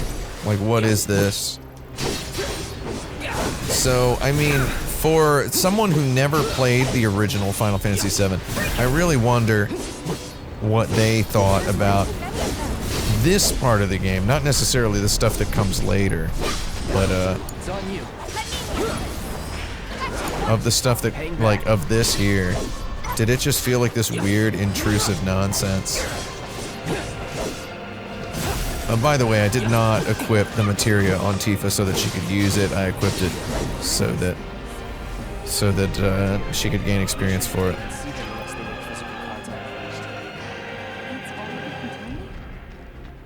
Anyway, I think these specters are, I mean, I won't spoil it for anybody who hasn't played the game. I understand that it just having come out on PC recently and it being on the PS5 and whatnot, means a lot of people are playing it for the first time somewhat recently. Maybe there will be an Xbox version soon. I think that would be very smart. I think they're gonna wait like 3 months after the PC version. I mean, don't quote me on that. Something like 3 months. They'll put it out on Xbox. Probably throw it on Game Pass. Everybody will scream. There's probably a big business deal being done as we speak over getting this game on Xbox Game Pass.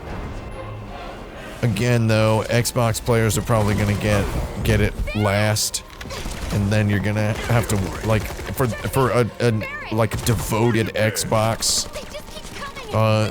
monger, a person who only plays on Xbox, for them to get to play Final Fantasy VII Remake 2. I'm saying Remake 2 should god darned just be released on everything at the same time. Maybe I'm being greedy here. I just think it should be on everything at the same time. So anyway, I honestly extremely liked where the story goes at the end. I legit liked it.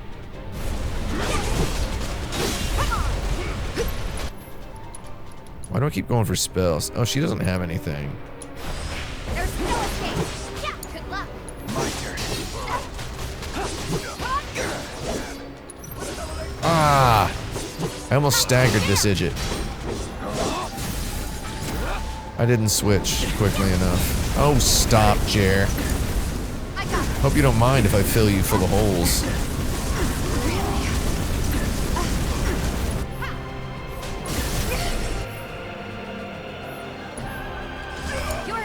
Let's do this. Bring it.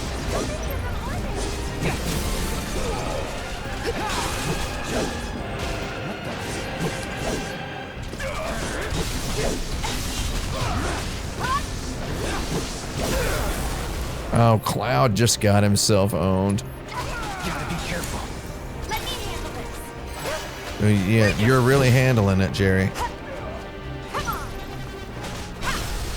Oh, he's staggered. Watch this. Watch this.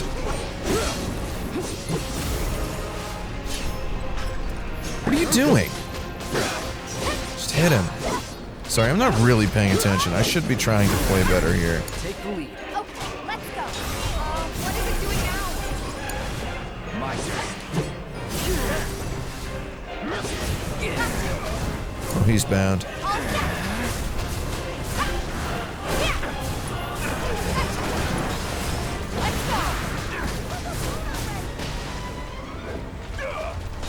Watch yourself. Taking over.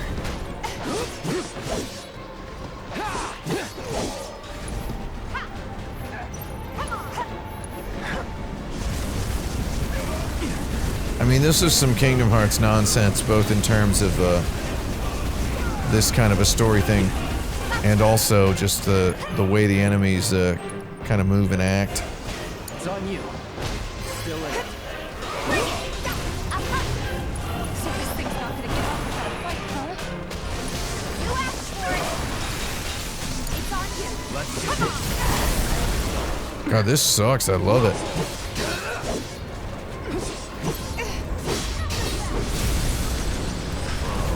Oh, stop.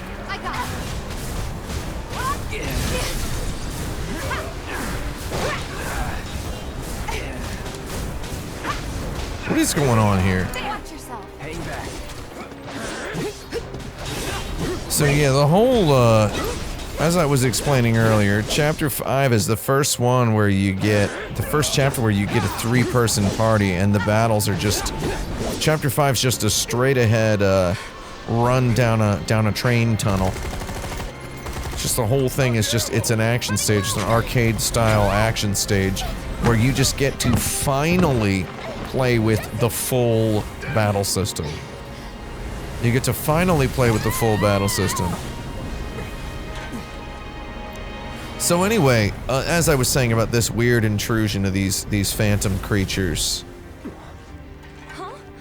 the first time I played, I kind of guessed what they were. If you've never played Final Fantasy VII, you probably just think that's part. You might not know that's not part of the story. You might not know those characters are new. And that's why I told people that they should play the original Final Fantasy VII first before playing this one. So, the hell were those things? Some kind of, I don't know. Guess I shouldn't be surprised, so. I ultimately, I guessed what they were the first time I played. I thought it was a stupid guess, then later in the game, when I learned I was 100% right, I thought it was very funny. And then the more I thought about it, the more I liked it. And now I like it even more. Having to wait this long to realize that I think it actually completely owns, I think has been a fun experience. What did you do to your leg?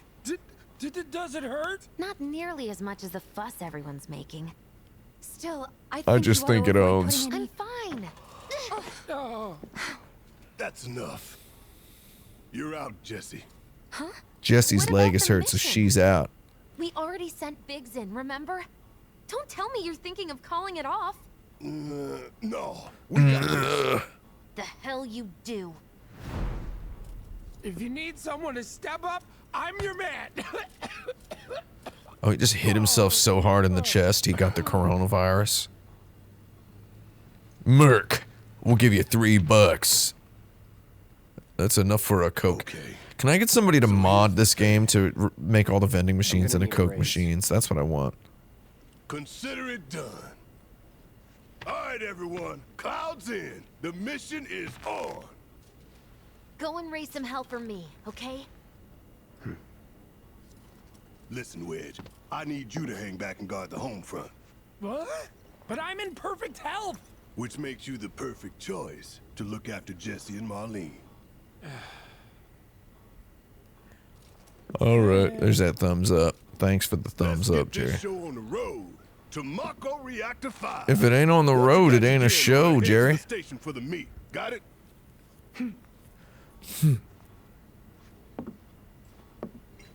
Cloud, you jerk. This'll help you get squared away. It's a Don't bomb. tell me I never did nothing for you. They never show the currency. I want to see the money. I'm counting on you.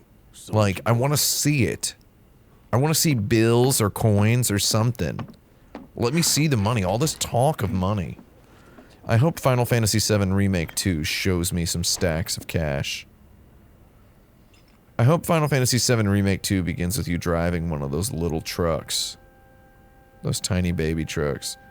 Wedge, you owe me money. Forgot to give this to you, bro. Yeah. Your prize for taking the top spot on the darts leaderboard. Thank you. earned it. After you guys come back from the plate, maybe we can play around together. Yeah, that's never going to happen. Relegated to stagehand once again. I'm starting to think I'll never have a People don't use the word relegated in casual conversation unless they're literally a teenage girl in a Japanese club in a Midwestern high I school. need them. Thanks, Jesse. So I now have the luck up material, which is so chill.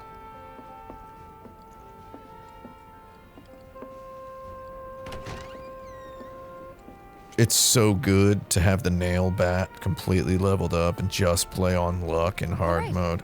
Let's get going. Triple slash with the nail bat rules, dude. After you take a deep breath.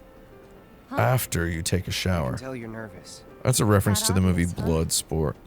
Okay, I'm ready now. Change the equipment of allies who have left the party. Switch out material. The fact that they have to explain this means it's probably not a very good system. Hard mode in this game owns, but having to constantly take people's materia on and off when they're not even in the party is very weird. Today's special high potion.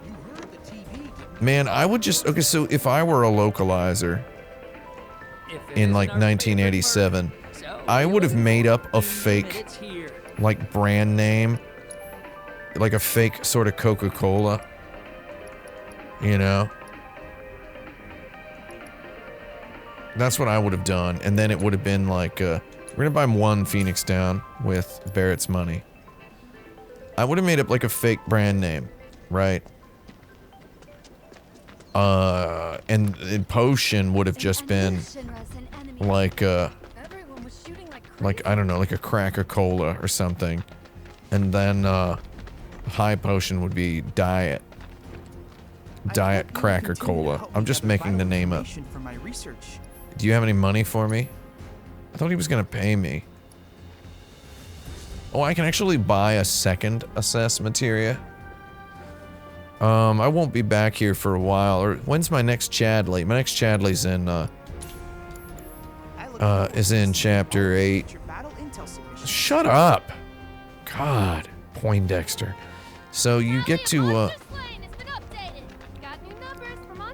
it's actually very crucial that they let you wander the city with a slightly repositioned lighting in this at the end of chapter 4 leading into chapter 5, because this is the last time you're going to be in a friendly zone for a very large chunk of video game. So after this we have chapter 5, which is non-stop action. Then we have chapter 6, which is the first dungeon in the game. The first big, freeform, wide-open, hostile environment. Then we have chapter 7, which is just a boss. A big, huge boss. The Airbuster. And then after that, we have chapter 8 returns us to a more open world setting, where we meet Aerith. And then chapter 9 is your huge opera house style night and wall market set piece, which kind of anchors the game. It mirrors the Mako Reactor dungeon of chapter 6. So the fact that they use a breakneck action scene, chapter 5, the battle in the subway train tunnel, the fact that they use that to guide you, kind of guide the mind into...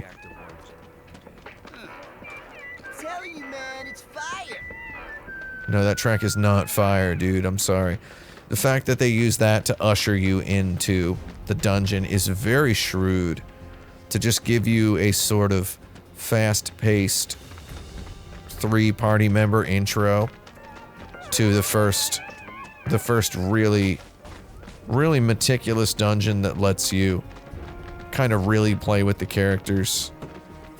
And you can even grind on battles in that dungeon and sit on the bench to recover. In a hard mode, that dungeon is great because it actually feels threatening and difficult. Because you have to heal within battles using your ATB abilities, like Chakra and Prey.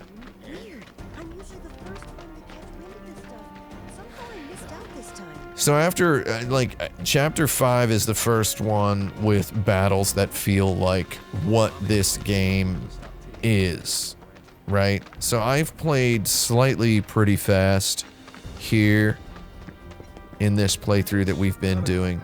We've done chapters 1 through 4. Barrett's up there. I reckon there he is. Chadley! You dirtweed. What do you want? I hope you will continue to help me gather vital information for my research. I hope you'll choke on an ice cream cone. I look forward forward to receiving all of your future battle intel submissions. I look forward to stealing your shoes after you're dead. I'm gonna stand over here so that people don't think we're friends.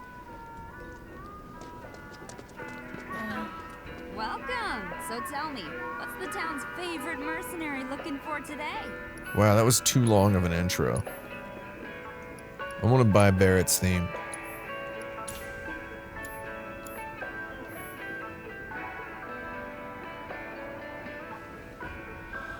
Yeah, so I've played the game, I've played the game for 6 hours, 18 minutes, so I played a little tiny bit fast, kind of slow in some parts. I did let it sit for like a half an hour earlier. More or less, give or take, I reckon we played through about, took us about 5 hours and 5.5 hours, let's say, to get up to the end of chapter 4 of 18 in this game. The pace slows down considerably. Let's just say 6 hours for the first 4 chapters. About an hour and a half average per chapter. Chapter 3, you can really luxuriate in chapter 3 if you want. You can really take your time. I mean, I know I took a lot of time doing all those side quests the first time I played through. You can really take your time with chapter 3. You can really take your time with chapter 8 as well. And why wouldn't you? Because you get to hang out with Aerith. Though, yeah, about 6 hours, average of an hour and a half per chapter. Obviously, chapters 2 and 4 are shorter. I do think this is a somewhat incredibly excellently well-paced video game. The more I play other video games for reviewing video games for this YouTube channel I've got, maybe you've heard of it, the more I just keep thinking back on this Final Fantasy VII Remake and being like, this is an extremely well-paced video game. And it's, I mean, yeah, when you really break it down, we did just spend 6 hours getting through a really glorious tutorial. It's just a very luxurious tutorial. And we have not... I mean, when Final Fantasy VII was first announced and revealed and shown, it was shown as having 3 party members after previous Final Fantasies that let you have 4 as a rule and then 5 as the exception in Final Fantasy IV. So being knocked down to 3 party members, the whole 3 party member thing was the first really big surprise of getting to know Final Fantasy VII as a game that was about to exist for real. So the 3, and then it turns out that 3 party members was a really good dynamic. It was really good to have 3 party members in the game. And because they were able to, you were able to really consider the composition of your layouts for your characters, and you were really able to just have kind of a good time strategizing. I mean, the game fell apart once you really strategized it a little bit too much. Though nonetheless, 3 party members was a big deal in Final Fantasy VII. So the fact that they give you roughly 1/3, not 1/3, no, because we're 6 hours, and I feel like it's, again, the pace slows down considerably as we get further into the game. The set pieces, the chapters become longer and more involved and even more texturally luxurious. Though the fact that it takes this long to get you to the 3 party members is kind of a big deal about this game. And I initially thought it was weird or slightly wrong that it takes so long to get you to having the 3 party members. Though the more I think about it now, the more I genuinely think it's a brilliant bit of design that they take. It's just, if they'd been a little smarter about tutorializing you and introducing features, I think it would have, they could have really nailed it out of the park. Though they didn't. I think they don't make the player hunger for the 3 party member experience quite enough, quite as much as they should. Because once you get these, the real game has not even started until you get the 3 party members together. Until Tifa and Cloud, right here, until Tifa and Cloud go up and just talk to Barrett on the train platform, the game has not actually started in earnest yet, I would say. And I mean, that's kind of neat that they took this long to get you to here. And I know some people checked out of the game before they could even get this far, which is... I mean, it seems like they just... I feel like if you were a fan of Final Fantasy VII or Final Fantasy in general, I feel like you're gonna just... You will have gotten this far in, like, the first play session. I know I did. I mean, I was receiving the game... I had received the game early and was extremely excited about it. And I was also professionally interested in it, and I was planning to review it for my brand new YouTube channel. Though I did get this far on the first night, just completely just freaking out with excitement and exuberance. I feel like if you give up the game before this point, you never actually played it. I feel like maybe that's a little harsh.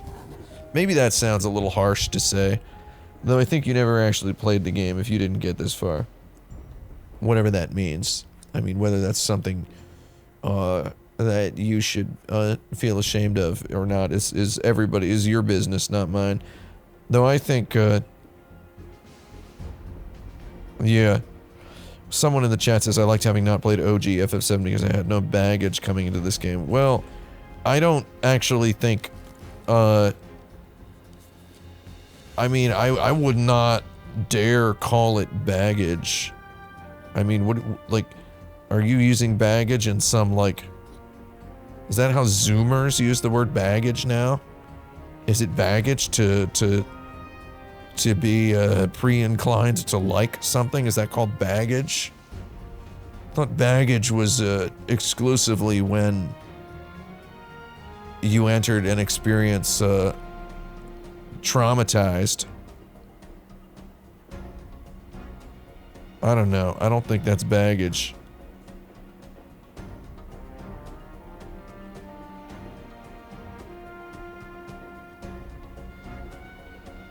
How do I feel about how they changed Wall Market?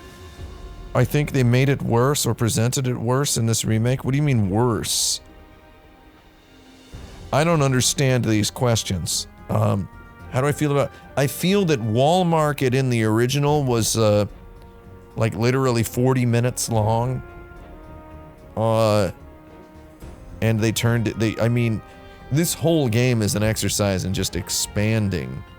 They expand the original game here, so... I mean... I thought Wall Market in this game was great. And it really did kind of seem like they had an opportunity to just make their own, like, whole Yakuza game. And they sort of did. Though they did kind of hold back. I mean, I wouldn't dare compare it to the original as much as I would compare it to just what it could have been. It could have been a full-fledged Yakuza Kabukicho, Kamado-cho, whatever fake name they want to call it. It could have just been a whole full-scale Yakuza game just developed and built in the middle there. I mean, they could do a DLC, a Wall Market DLC at some point. Well, I mean, I think it was just a very impressive chapter of the game. I really liked it, man. Thought it was stupid as heck. Oh, I see somebody in the chat says, for posterity, Wedge's cat's name's not going to read the rest of that message. I'm sorry, I know you spent bits to highlight it. I don't care what their names are in Japanese. I feel like I solved the puzzle adequately on my own. Googling things is boring most of the time. Let's just, let's only do it when it's important. Let's only do it when it's important, everybody. Come on. Come on, Jerry. I think I'm gonna go ahead and stop now. And maybe tomorrow I'll come back and do this. I would like to stream on Fridays. Streaming tomorrow on Saturday would mean I would have to change my OBS Twitch stream status notification subject line title thing, which I don't really want to do. I would rather just leave it on It's Friday, like, forever. You know, I would rather just leave it like that. Somebody says it's 10 Eastern time. It's 9 o'clock. Like, did someone in the chat literally try to tell me that it's early and that I should keep streaming? I feel like I have to say this every single time I stream a video game. Let's just go ahead and do it one more time. This isn't the same as playing for fun. I received a Patreon message today from a young man. I'm assuming he's a young man. I don't know how old he is. His age wasn't on there. I received a Patreon message today from a young man saying that he wishes I would stream more. I mean, I receive a message like this almost every day, someone asking me to stream. I like streaming. It's fun. If I could make this into my job, I would. However, I know that I'm better at making YouTube videos than I am at streaming. That's a fact. I enjoy making YouTube videos more. I love the comfort of working on the YouTube videos in secret, in private. I love that I don't have to trouble you all with the making of them, you know? I like all of that. I love it. Though again, like this young man in the Patreon message was like, you could at least just stream the gameplay of the game that you're reviewing. And it's like, nah, man. I would like to stream more. However, I will stream stuff that is tangential or somewhat unrelated. I'm building up to something with these streams. I'm going to leave it to all of you to decide what the pattern is here and tie it into something I might have said in the Cyberpunk review. There's something that's being built up to here. I'm not being too cryptic about it. I think it should be pretty clear what it is I'm trying to do with these streams. Look at what kind of game I'm playing. Yeah, I mean, so I did, to be fair, I did stream the whole Final Fantasy VII Remake when I did my second playthrough of the game, of the 4 that I ended up doing for the review that I ended up making. So I did do a full streamed playthrough of the Final Fantasy VII Remake. So I can see why people might think I might want to stream the games that I'm reviewing. Though as I came to more exquisitely understand exactly what my video game reviews are, I came to just adopt the stance that I should play the games by myself, because the way I play them is quite goblinized. It's not like I mean, again, streaming a game is also not the same as playing the game in real life. I have not really played a game just for fun in a pretty long time now. So when you see me streaming a game, I'm not really having fun because I know people are watching. There are people out there who basically, if you see a guy streaming a game and he seems like he's having a lot of fun and he has a lot of followers, he's also a really good actor and performer. Okay? I don't think there's anybody out there who loves the fact that people are watching them play the video game more than a couple of times. Maybe the first couple of times it feels cool to know there's thousands of people watching you playing a video game. Though I feel like for a non-psychopathic person, if I can dare nominate myself so, I feel like, I don't know. I feel like you shouldn't, I feel like not enjoying the fact that there's an audience is kind of normal. Does that make sense? All I'm saying is, streaming a video game is not as fun as just playing it by myself. On the other hand, playing a video game by myself that I'm in the process of reviewing is also not super fun because I play it in a very specific way. So, what do I know? Somebody says money, though. I think you are still, you're almost at a point, where you understand what I'm saying. You're almost there, though you're still a couple miles away. Yeah, it's, yeah, I mean, it's easier for me to just play, again, the playing of the game is very much, it very much feels like a job. Whether it's live on a stream or not live on a stream. And streaming just adds this, like, having to talk constantly while playing the game is pretty hard. You'll notice I don't even do the review voice during my streams. I just kind of talk, and I'm gonna go ahead and tell you the truth. It's not my real voice either. The voice that I do in these streams. This isn't how I really talk. This is affected as well. I don't know how to take it all off, you know? In my reviews where I talk like this, and I say, have a good time watching me talk about this video game. Wow, what's going on here? Right? That's obviously not my real voice. This voice I'm doing right now, this isn't my real voice either. There's an affectation here as well. The truth is, I don't know how to turn on a camera and press the streaming button and sit down in front of this microphone with that blasting music hyping me up, and then just be the normal person that I am in everyday life. In conversations with Mimsy about when I go into the bedroom and say, Mimsy, so Bibby Babbis was asking, he's been right here all along, by the way. Bibby Babbis was asking if we're gonna eat those Impossible chicken nuggets for dinner. Like, I mean, I told him he can't have them no matter what, though he was wondering if you were wanting to make them. I don't know how to get on, see, I even added an affectation there. Ew. Oh, you don't smell so good, Bib. You really don't smell good. What's wrong? Oh, no, don't do that. Did he throw up? Again? No. He threw up earlier. He kind of smells like he threw up. Are you okay, baby? You sweet dog. Why don't you lay down, my friend? Lay down. He's my good boy. He's my good boy.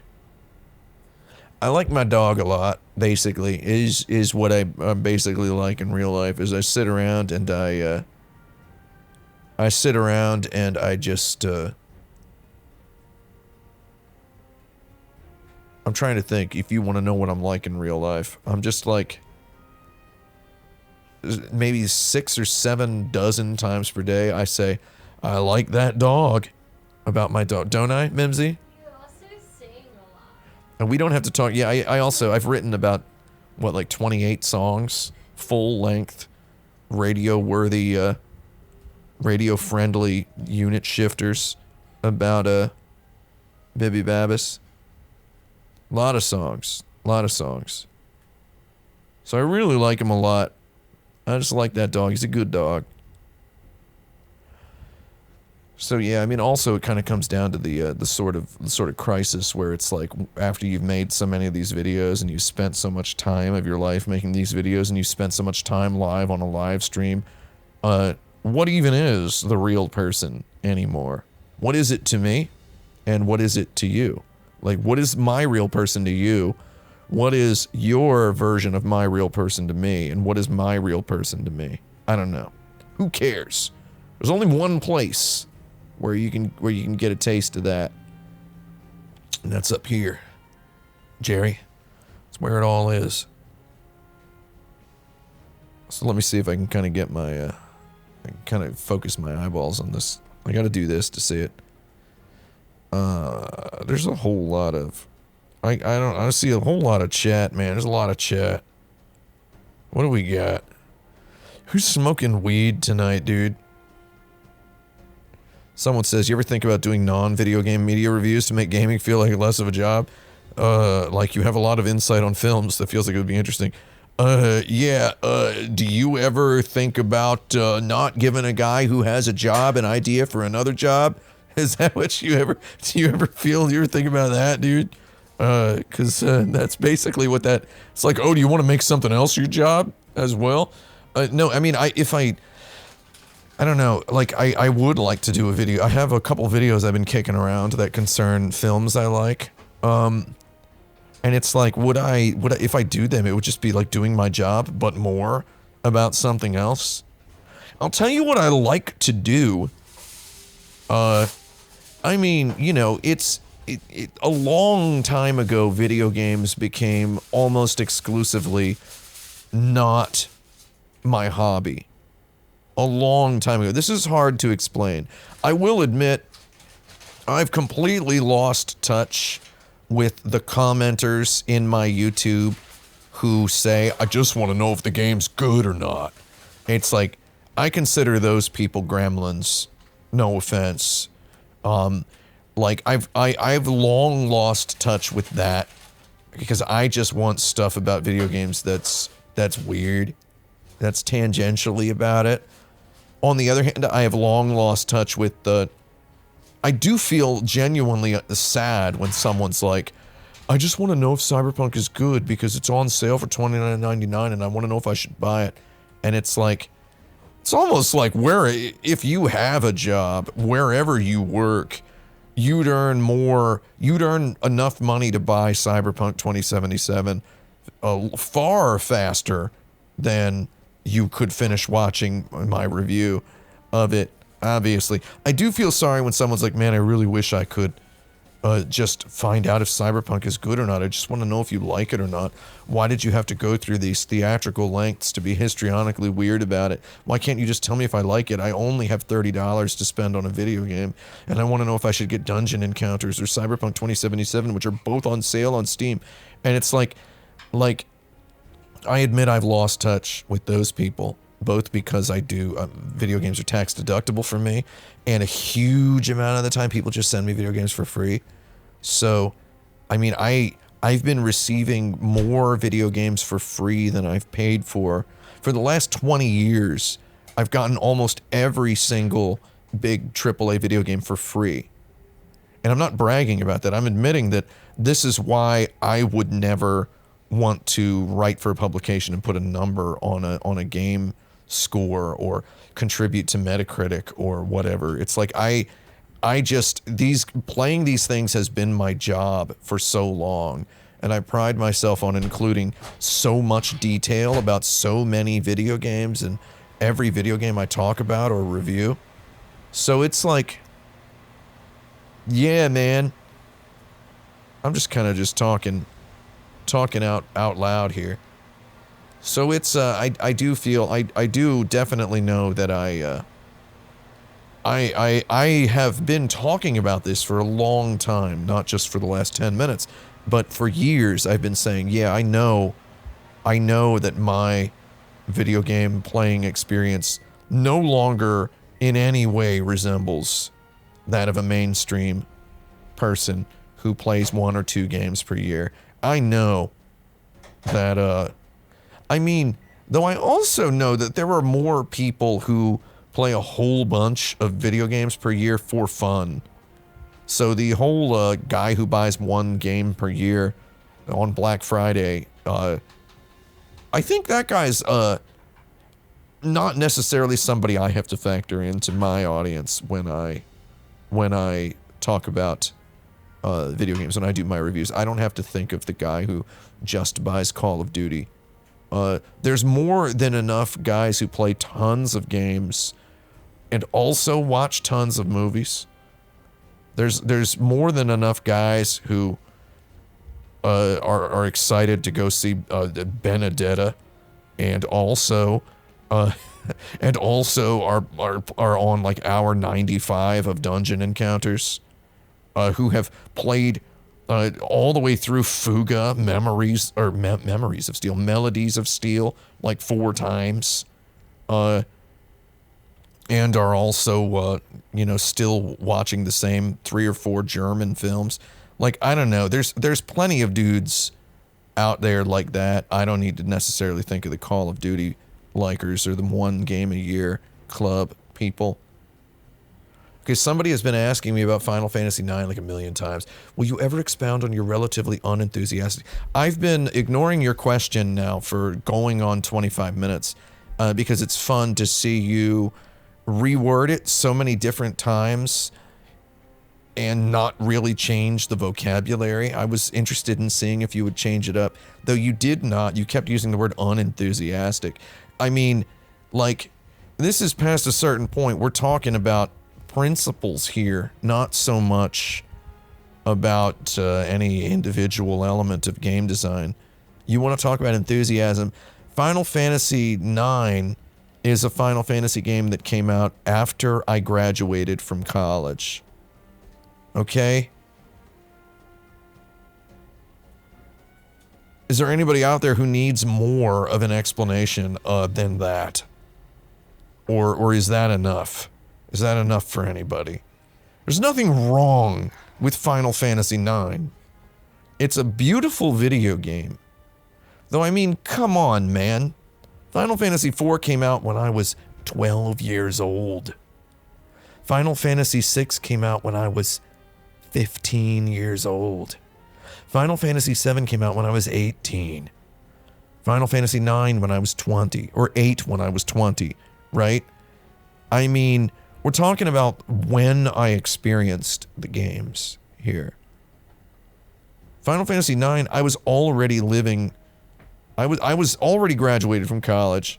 I was just, I was out of there, Jerry. I was out of there. You know what I did immediately after graduating from college? Literally the day after I graduated from college, I went to England. Right? Prior to graduating from college, I had never been to England. Does this make sense? You know what I did after going to England? I went to Italy. Etc. There's only so much sentimentality, someone can harness for a game that came out like after they had spent a couple months in Italy, right? Does that make sense? Is that a good answer? Is that a good answer? I mean, if I were to play Final Fantasy IX now, I'd think, oh, that's cool. When Final Fantasy X came out, I was pretty settled down, had a place to live. You know, I had experienced what people call a normal job at that point. And video games for leisure was just a hilarious prospect. And when Final Fantasy XII came out, I was working at Sony Computer Entertainment Japan, in Japan, Tokyo, Japan, Akasaka, Tokyo, Japan. And video games were 100% my job at that point. When 11 came out, video games were sort of my job. That's what I'm saying. That's all I'm saying. Hold on, let me check this. Galok is asking, since we're channeling Ask Reddit in here, which Final Fantasy should Ridley Scott direct an adaptation of? He should make a, he should do a reboot of Final Fantasy The Spirits Within, dude. That's what Ridley Scott should do. Get that Fassbender in there, you know? That's like right off the top of my head, that's what he should do. God, I actually like that movie, dude. I'm not even kidding.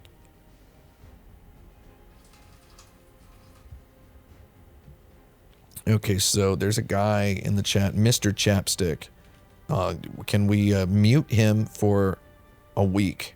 Is that possible? Somebody let me know. Fassbender, dude. I can't see all of this. Wait, you did tune him out? What? You timed him out? You can put him back in 2 minutes. Give him back in 2 minutes. That was a bunker blast. Hold on. That was good. That was a little bit of machine gun pepper right there.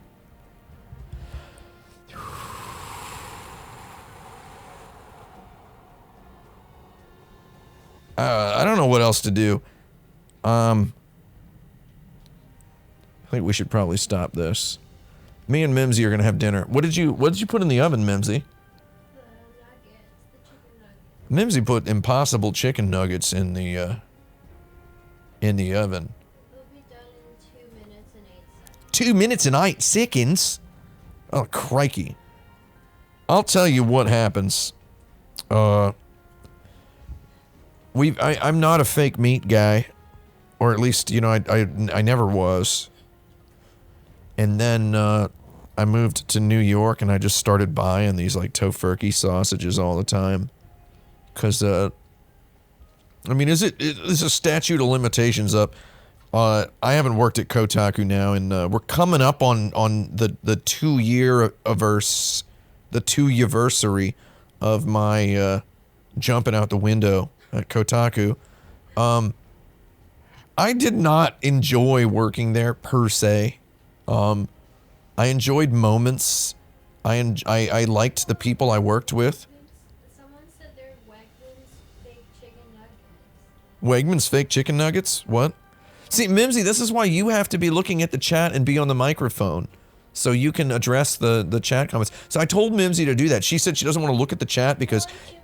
Is that why you're doing it now? Okay, so I told Mimsy I would like her to just look at the chat and talk to people in the chat because she wants to be on the streams, but she's nervous. She thinks people are going to hate her, and she says that she's nervous that the chat is going to be full of people blasting, lambasting, and hating on her, and saying that they don't like that she's on the stream. And I told her that that's definitely not the kind of chat we have here. I told her that.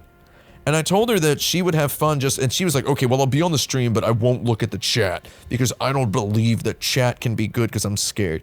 Because she knows the internet is bad. If you follow Mimsy on any social medias, you'll know she doesn't really post that much because just that sort of social media sucks, right? So she's afraid of being on she was afraid of looking at the chat, but right now, is that what you're doing? You're looking at it just to see how good or bad it is? It's not so bad, right?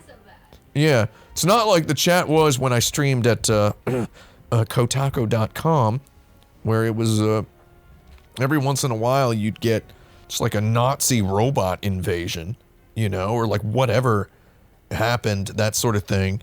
That was weird. I didn't like that. Anyway, yeah, so, okay. I liked a lot of stuff about working at Kotaku. I liked the people I worked with. I liked the fact that I was getting to make these insipid little weird videos about video games, and there was just no oversight on me whatsoever because I was just some gremlin in a hole, and I was just working in my gremlin hole just making these videos. I called it the Goblin Bunker, and I was just working on these videos and just making them, and a whole bunch of cool people showed up. People like Galok and Dice Game Uchiha showed up, right? People showed up and they were cool, and I was like, these people are cool, what the heck?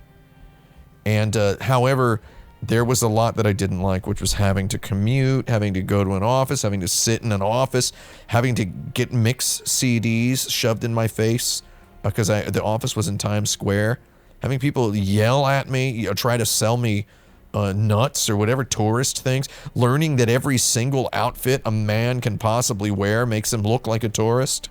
There's just no outfit that makes you not look like a tourist in Times Square because there are a lot of different types of tourists.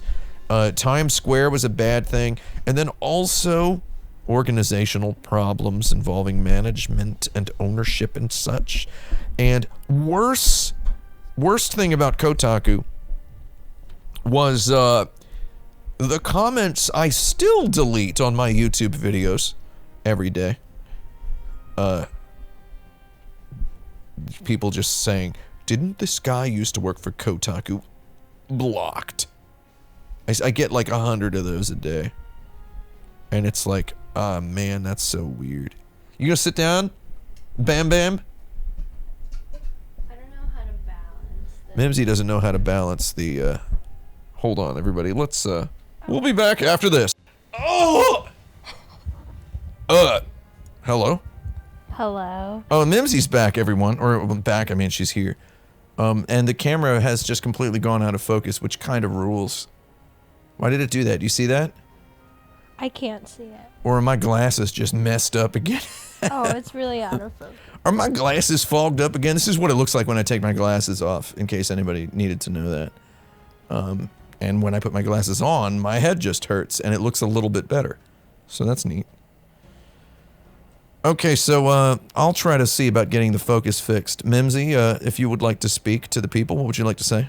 Oh, someone keeps writing in the chat asking me what I think about playing Final Fantasy VII for the first time, and I think one of the most surprising parts of playing that was actually the amount of text presented when they explained the materia. I wasn't expecting it to feel like reading a manual. You know, I never really grew up playing this sort of game before, so it was really interesting to see that because I also make video games, and something that has been drilled in me is like, oh, you don't want to like put down a wall of text to explain something to somebody. Like, that's not really the way to teach something to a player, but they just did that. And that was like really interesting, you know, because it felt like it broke all those rules that, you know, I believe to be like correct game design, or like correct, like the right way to tutorialize something to people. So, See, so that was really cool. That's interesting, because in this Final Fantasy VII Remake, I was, during this this replay, which I'm now doing a year and a half after originally playing the game, I was remarking about how many people came to me after my review where I talked about how much I liked a lot of the more granular stuff about this game, and I talked about how I had to dig for a lot of the stuff, that like a lot of the battle system stuff, and people were coming to me and being like, oh, I wish it would have taught me a little bit more. This game is very light on the tutorials. I'm pointing at the TV in case anyone needs to know. It's very light on the tutorials, where Final Fantasy VII Original and other Final Fantasies just blast you with text.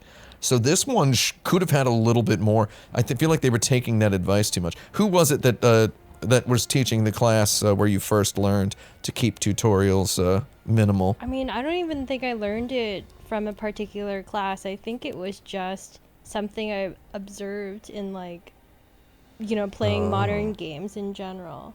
Yeah. Yeah. I guess that makes sense. Yeah, games these days. Well, so, like, we used to have, so a lot of the, like, Final Fantasy VII had a pretty big instruction manual when it came out. So it had a big manual, and it had text blasts, tutorial blasts in the game. Older RPGs used to have really, really chubby manuals. I mean, I got a bunch of the Japanese ones up here on the TV, if you would like to look at a Final Fantasy instruction manual from the 90s. They're all up there. They were real big. The Japanese ones are like 88 pages. There's these big, thick manuals with beautiful illustrations and charts and graphs and graphics and a whole lot of text. And then they also tutorialized stuff in the game. Manuals got thinner and thinner and thinner until eventually they didn't exist, and they started seamlessly integrating tutorials into like help menus and into the gameplay experience. Are there any modern AAA games that do release with manual? You know, like Cyberpunk or Control? I'm sure that Cyberpunk, has anybody in the chat purchased Cyberpunk physically, and did it have a manual? Because Cyberpunk is totally a game, that should have a manual. It's like, I mean, I have the Cyberpunk books. I've read all the Cyberpunk books. They were pretty good. They were pretty good manuals for playing the tabletop games. I mean, if I were in charge of the manual of the Cyberpunk 2077, I would have made it look like one of those old tabletop rule books, black and white, like it came off of a printer, and you know, black and white illustrations. I would have totally mastered that. No manual? People are sorry. I gotta look off the top of my glasses. Mario Odyssey had a fun guidebook style manual. Oh, I do have Mario Odyssey, actually. I own that physically. I own very few games physically. Zachtronics games are the only games that come with manuals. I know those games, yeah. Yeah. I mean, there's just not a whole... Manuals just kind of aren't a thing. But I really feel like... Cyberpunk... Or, no, Final Fantasy VII Remake... I mean, the Final Fantasy VII Remake. It was like... It's clearly trying to be modern and not do too many tutorials, too much information overload, but it has the soul.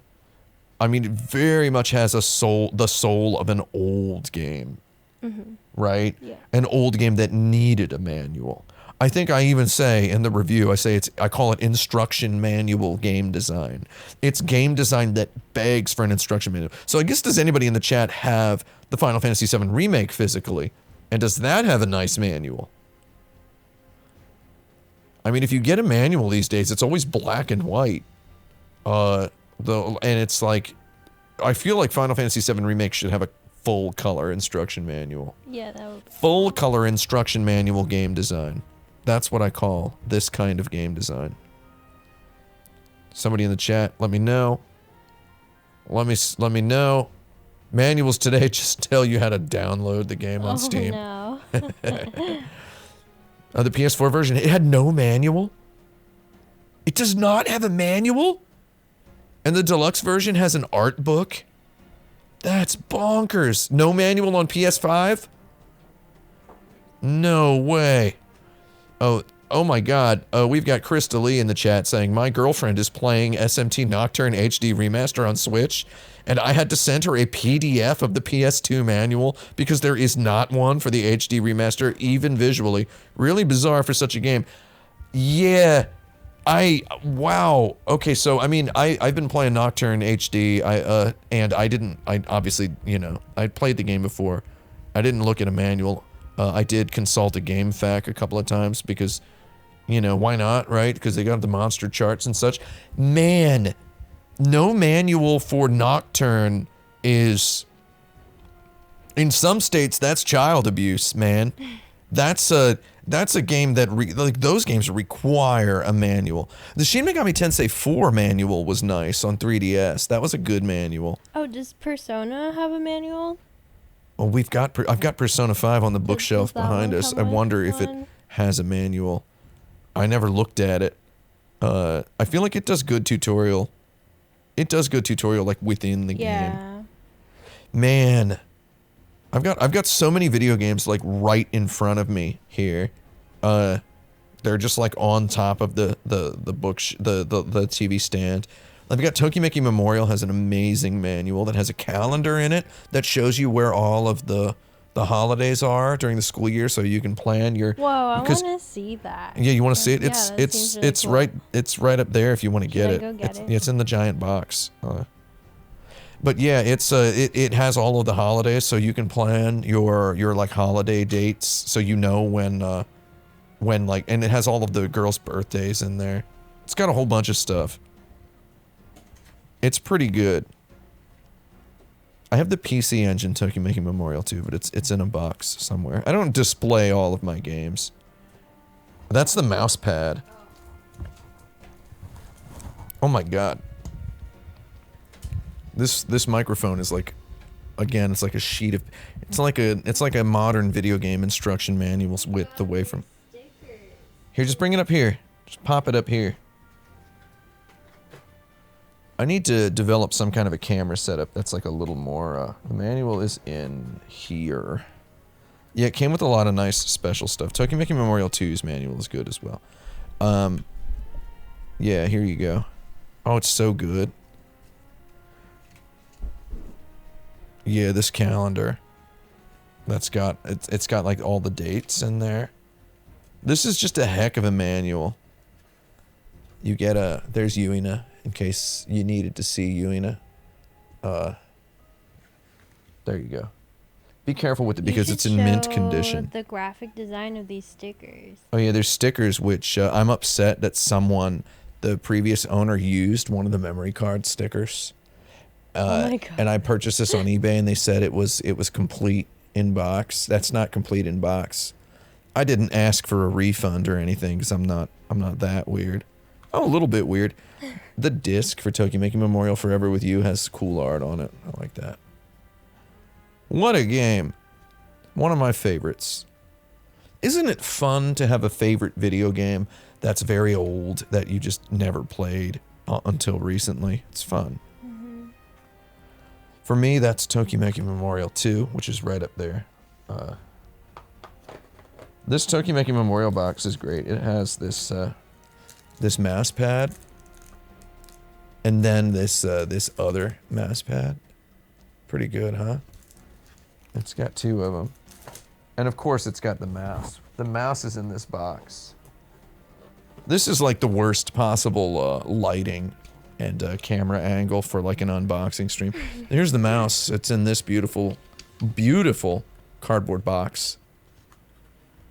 I think next month, Konami is releasing an NFT of the PlayStation Tokimeki Memorial Forever With You mouse box.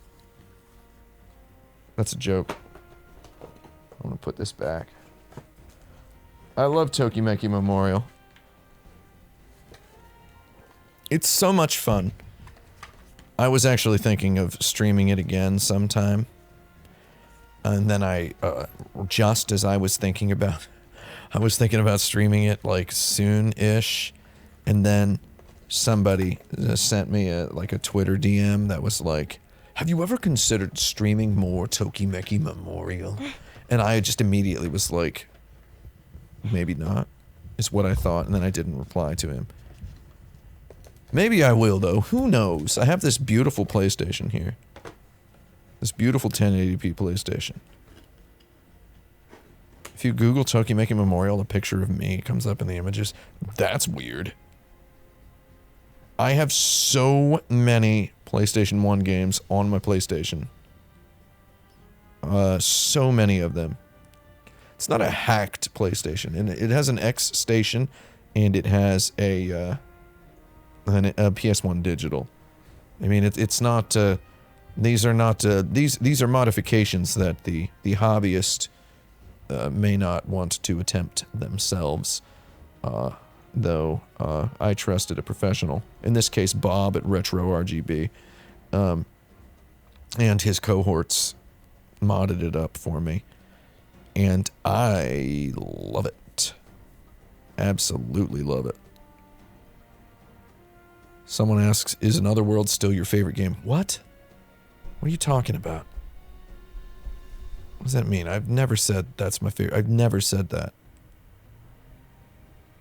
Okay. Is that the one by the French developer? Yeah, Eric Chahi. Mr. Chapstick says, this is a little off topic, but what are some stories and background about your time localizing, translating Moon Remix RPG? Been playing it and loving it. Can we mute Mr. Chapstick again for 2 minutes? I'm sorry. It has to be done. I'm sorry. How's that Mr. JJ Signal has? Well, no, okay, to follow up with that, as I said on Twitter, I don't believe I should talk about translating Moon, because I did it in a very specific way. It was basically math. It was basically science. It's like, I don't ask you to elaborate on your procedure for using the restroom this morning or whatever. I mean, no offense. No offense. Good question, though, Jerry. JJ Signal asks, how's that mister? Let me tell you, if you don't have one, you're missing out. You're misting out, I should say. The mister is my favorite thing. It is legit hilarious to have. Did y'all like that, Bibbly Babbler? It is legit just a hilarious thing to have, and soon there's going to be some kind... Should you get a mister? Well, yeah. Get one. If you don't have a mister,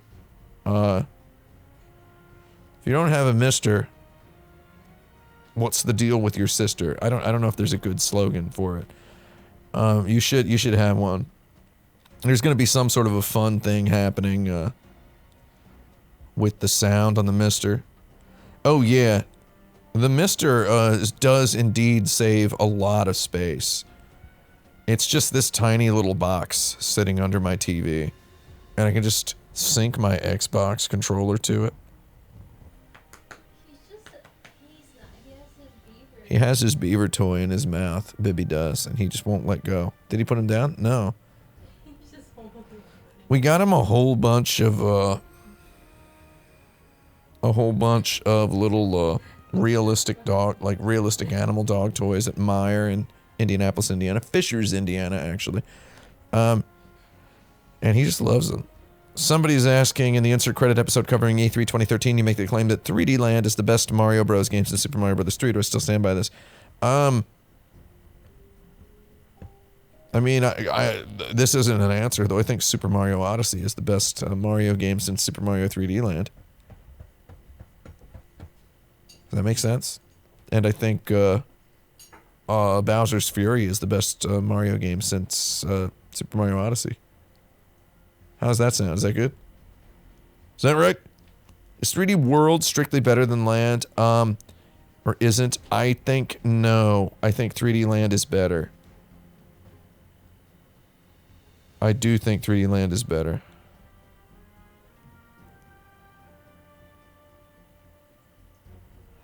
Are there any other long-form video game essayists I like? I haven't watched any of the stuff that people have sent me or compared me to. I watched a couple H-Bomber Guy videos. I watched the Dark Souls 2 one and Fallout New Vegas and the Pathologic 2 one. I watched those, or the Pathologic one. Though on the other hand, I haven't seen any of the other guys who do really long video game review videos, and I think I shouldn't. Well, I've seen Nakey Jakey's Red Dead Redemption and Last of Us. Those aren't ridiculously long. They're good length. Vati Video doesn't count because he's not like a big. Has he ever done anything that's like longer than 5 hours? There's a couple other, I mean, I haven't seen any of those other guys. I've literally only seen a couple of H-Bomber Guy ones. I mean, I've seen H-Bomber Guy's non-video game related videos as well, of course. That wasn't the question. I don't really watch too much video game related stuff on YouTube. I will say my favorite video game related things I've seen on YouTube have been the recent DF retro videos that are many hours long. Those past couple months, the Ridge Racer one and the PlayStation launch lineup one. Those are very good. I like those a lot. I mean, those aren't necessarily big. Those are not necessarily, what do you call it? Video essays in the sense that a lot of like what other people I presume do are they're more of just they feel like TV programs almost, kind of really nailing the I often joked about wanting to do like the Ken Burns, the Civil War of video game reviews, right? And then it's like that's maybe not exactly, like, that was the joke going into this project, and now it's just I'm not interested. I became very quickly not interested in actually executing that joke. Though I think DF Retro is doing a good job of not joking about it and just kind of doing it. And I mean, when I say Ken Burns, the Civil War of video games, I don't mean exactly like Ken Burns, the Civil War. I just mean like what that was for TV, for history on TV, the equivalent video game thing on the internet for that sort of thing. Does that make sense? I don't think that makes any sense at all. I'm sorry.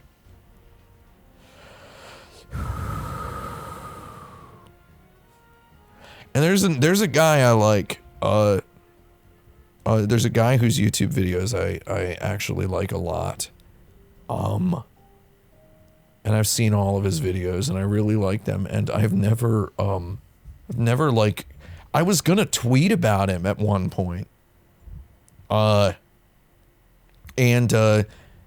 I was like really sick last year, and I was like really sick. And we need not get into exactly how sick I was, because again, we don't need to talk too much about my personal life. No, I was at this point where I was like, oh my God, I'm gonna die. Right? I was like waiting for a doctor to come in and be like, yeah, you're gonna die, dude. Like, I was like literally thinking that was possible. There was about 3 minutes, you know? I joke about it with the joke about I can't exactly say video games killed me, though, and then I have that real great screenshot that says video games killed me. Yeah, so I was sitting there and I was literally thinking I was gonna die for about 3 minutes. Or not thinking I was going to die, thinking that someone was gonna come in and tell me, you're gonna die soon, I'm sorry. And I was like, because I had a blood clot in my neck, right? In the jugular, right? It's a real bad place to have one of those. Apparently this is some sort of, I mean, I talk about it in the Cyberpunk video. That's, you know, again, a lot of that is some people can't separate the fact that there's a performance element layered atop the facts, and they think that one hand filthies the other generally. So it's kind of hard to, you know, maneuver around a re-explanation of this.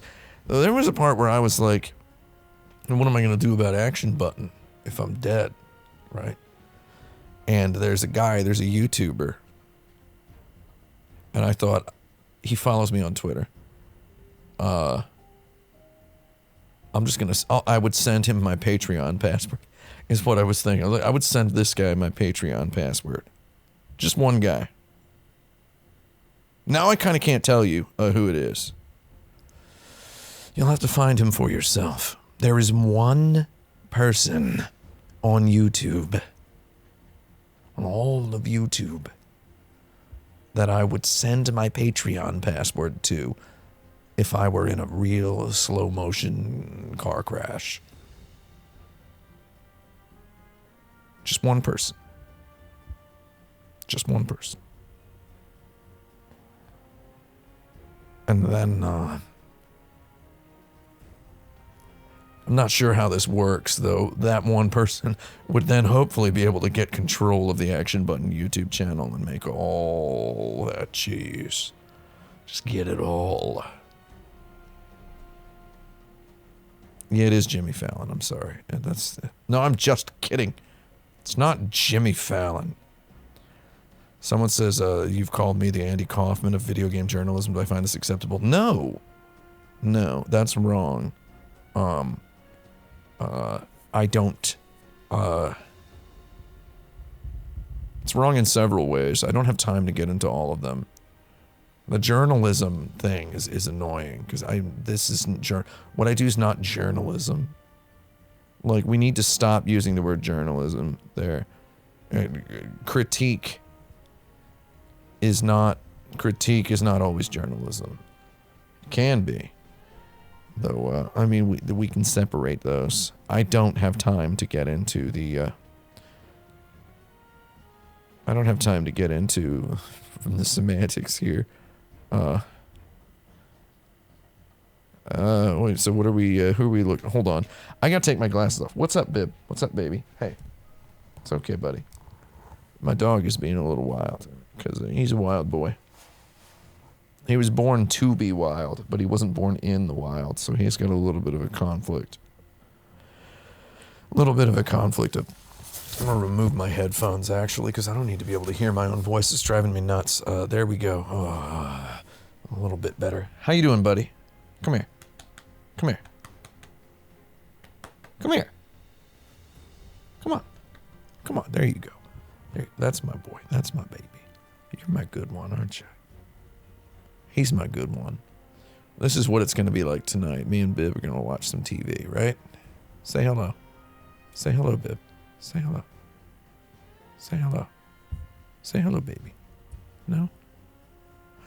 I think we got to go soon. What was I talking about? What do I have? Somebody asked what I have against Jimmy Fallon. Guy's a trash bag. The only thing that guy's good at is feeding a coffin. That'd be the funniest thing he ever did in his life. Gave a real good meal to a wooden box. You know? That'd be hilarious. My baby boy. See, I love having this good dog. This good little baby. He's wonderful. I think we're gonna go now, everybody. I would enjoy sitting here and just kind of talking. Thanks for saying Sado Get You 3 is cool. Oh, it sure is.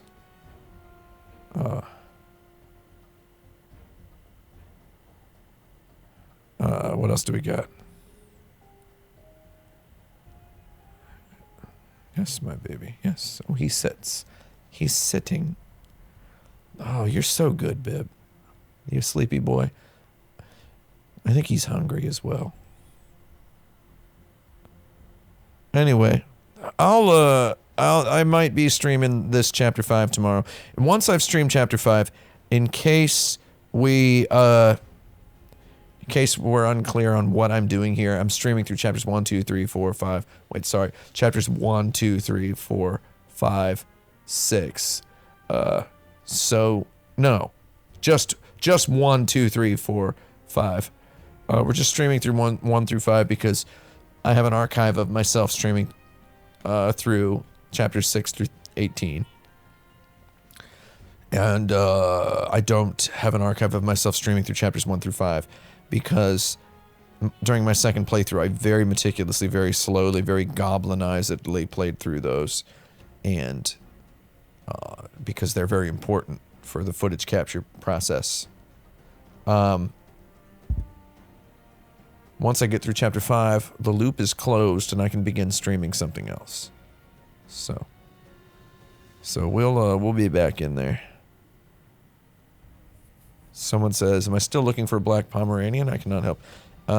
We're not looking for one, we're just waiting for one at this point.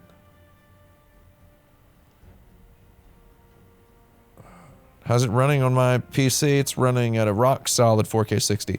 I installed a mod to disable dynamic resolution changing, and that stopped all the little hitches. Anyway, hey, everybody go check out discord.gg/action button. Check it out. Yeah, Bibby's a good small dog. Check out discord.gg/action button/CG/Looney Tunes/Toy Story. Check out abugslife.com/goblin bunker.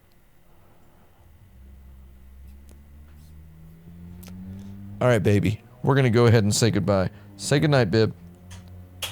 Good night. Good night. My baby boy is the best. He's hungrier than all the rest. His name is Bibbithy Babbis. His name is Bibbithy Babbis. He's a baby, and he's my friend.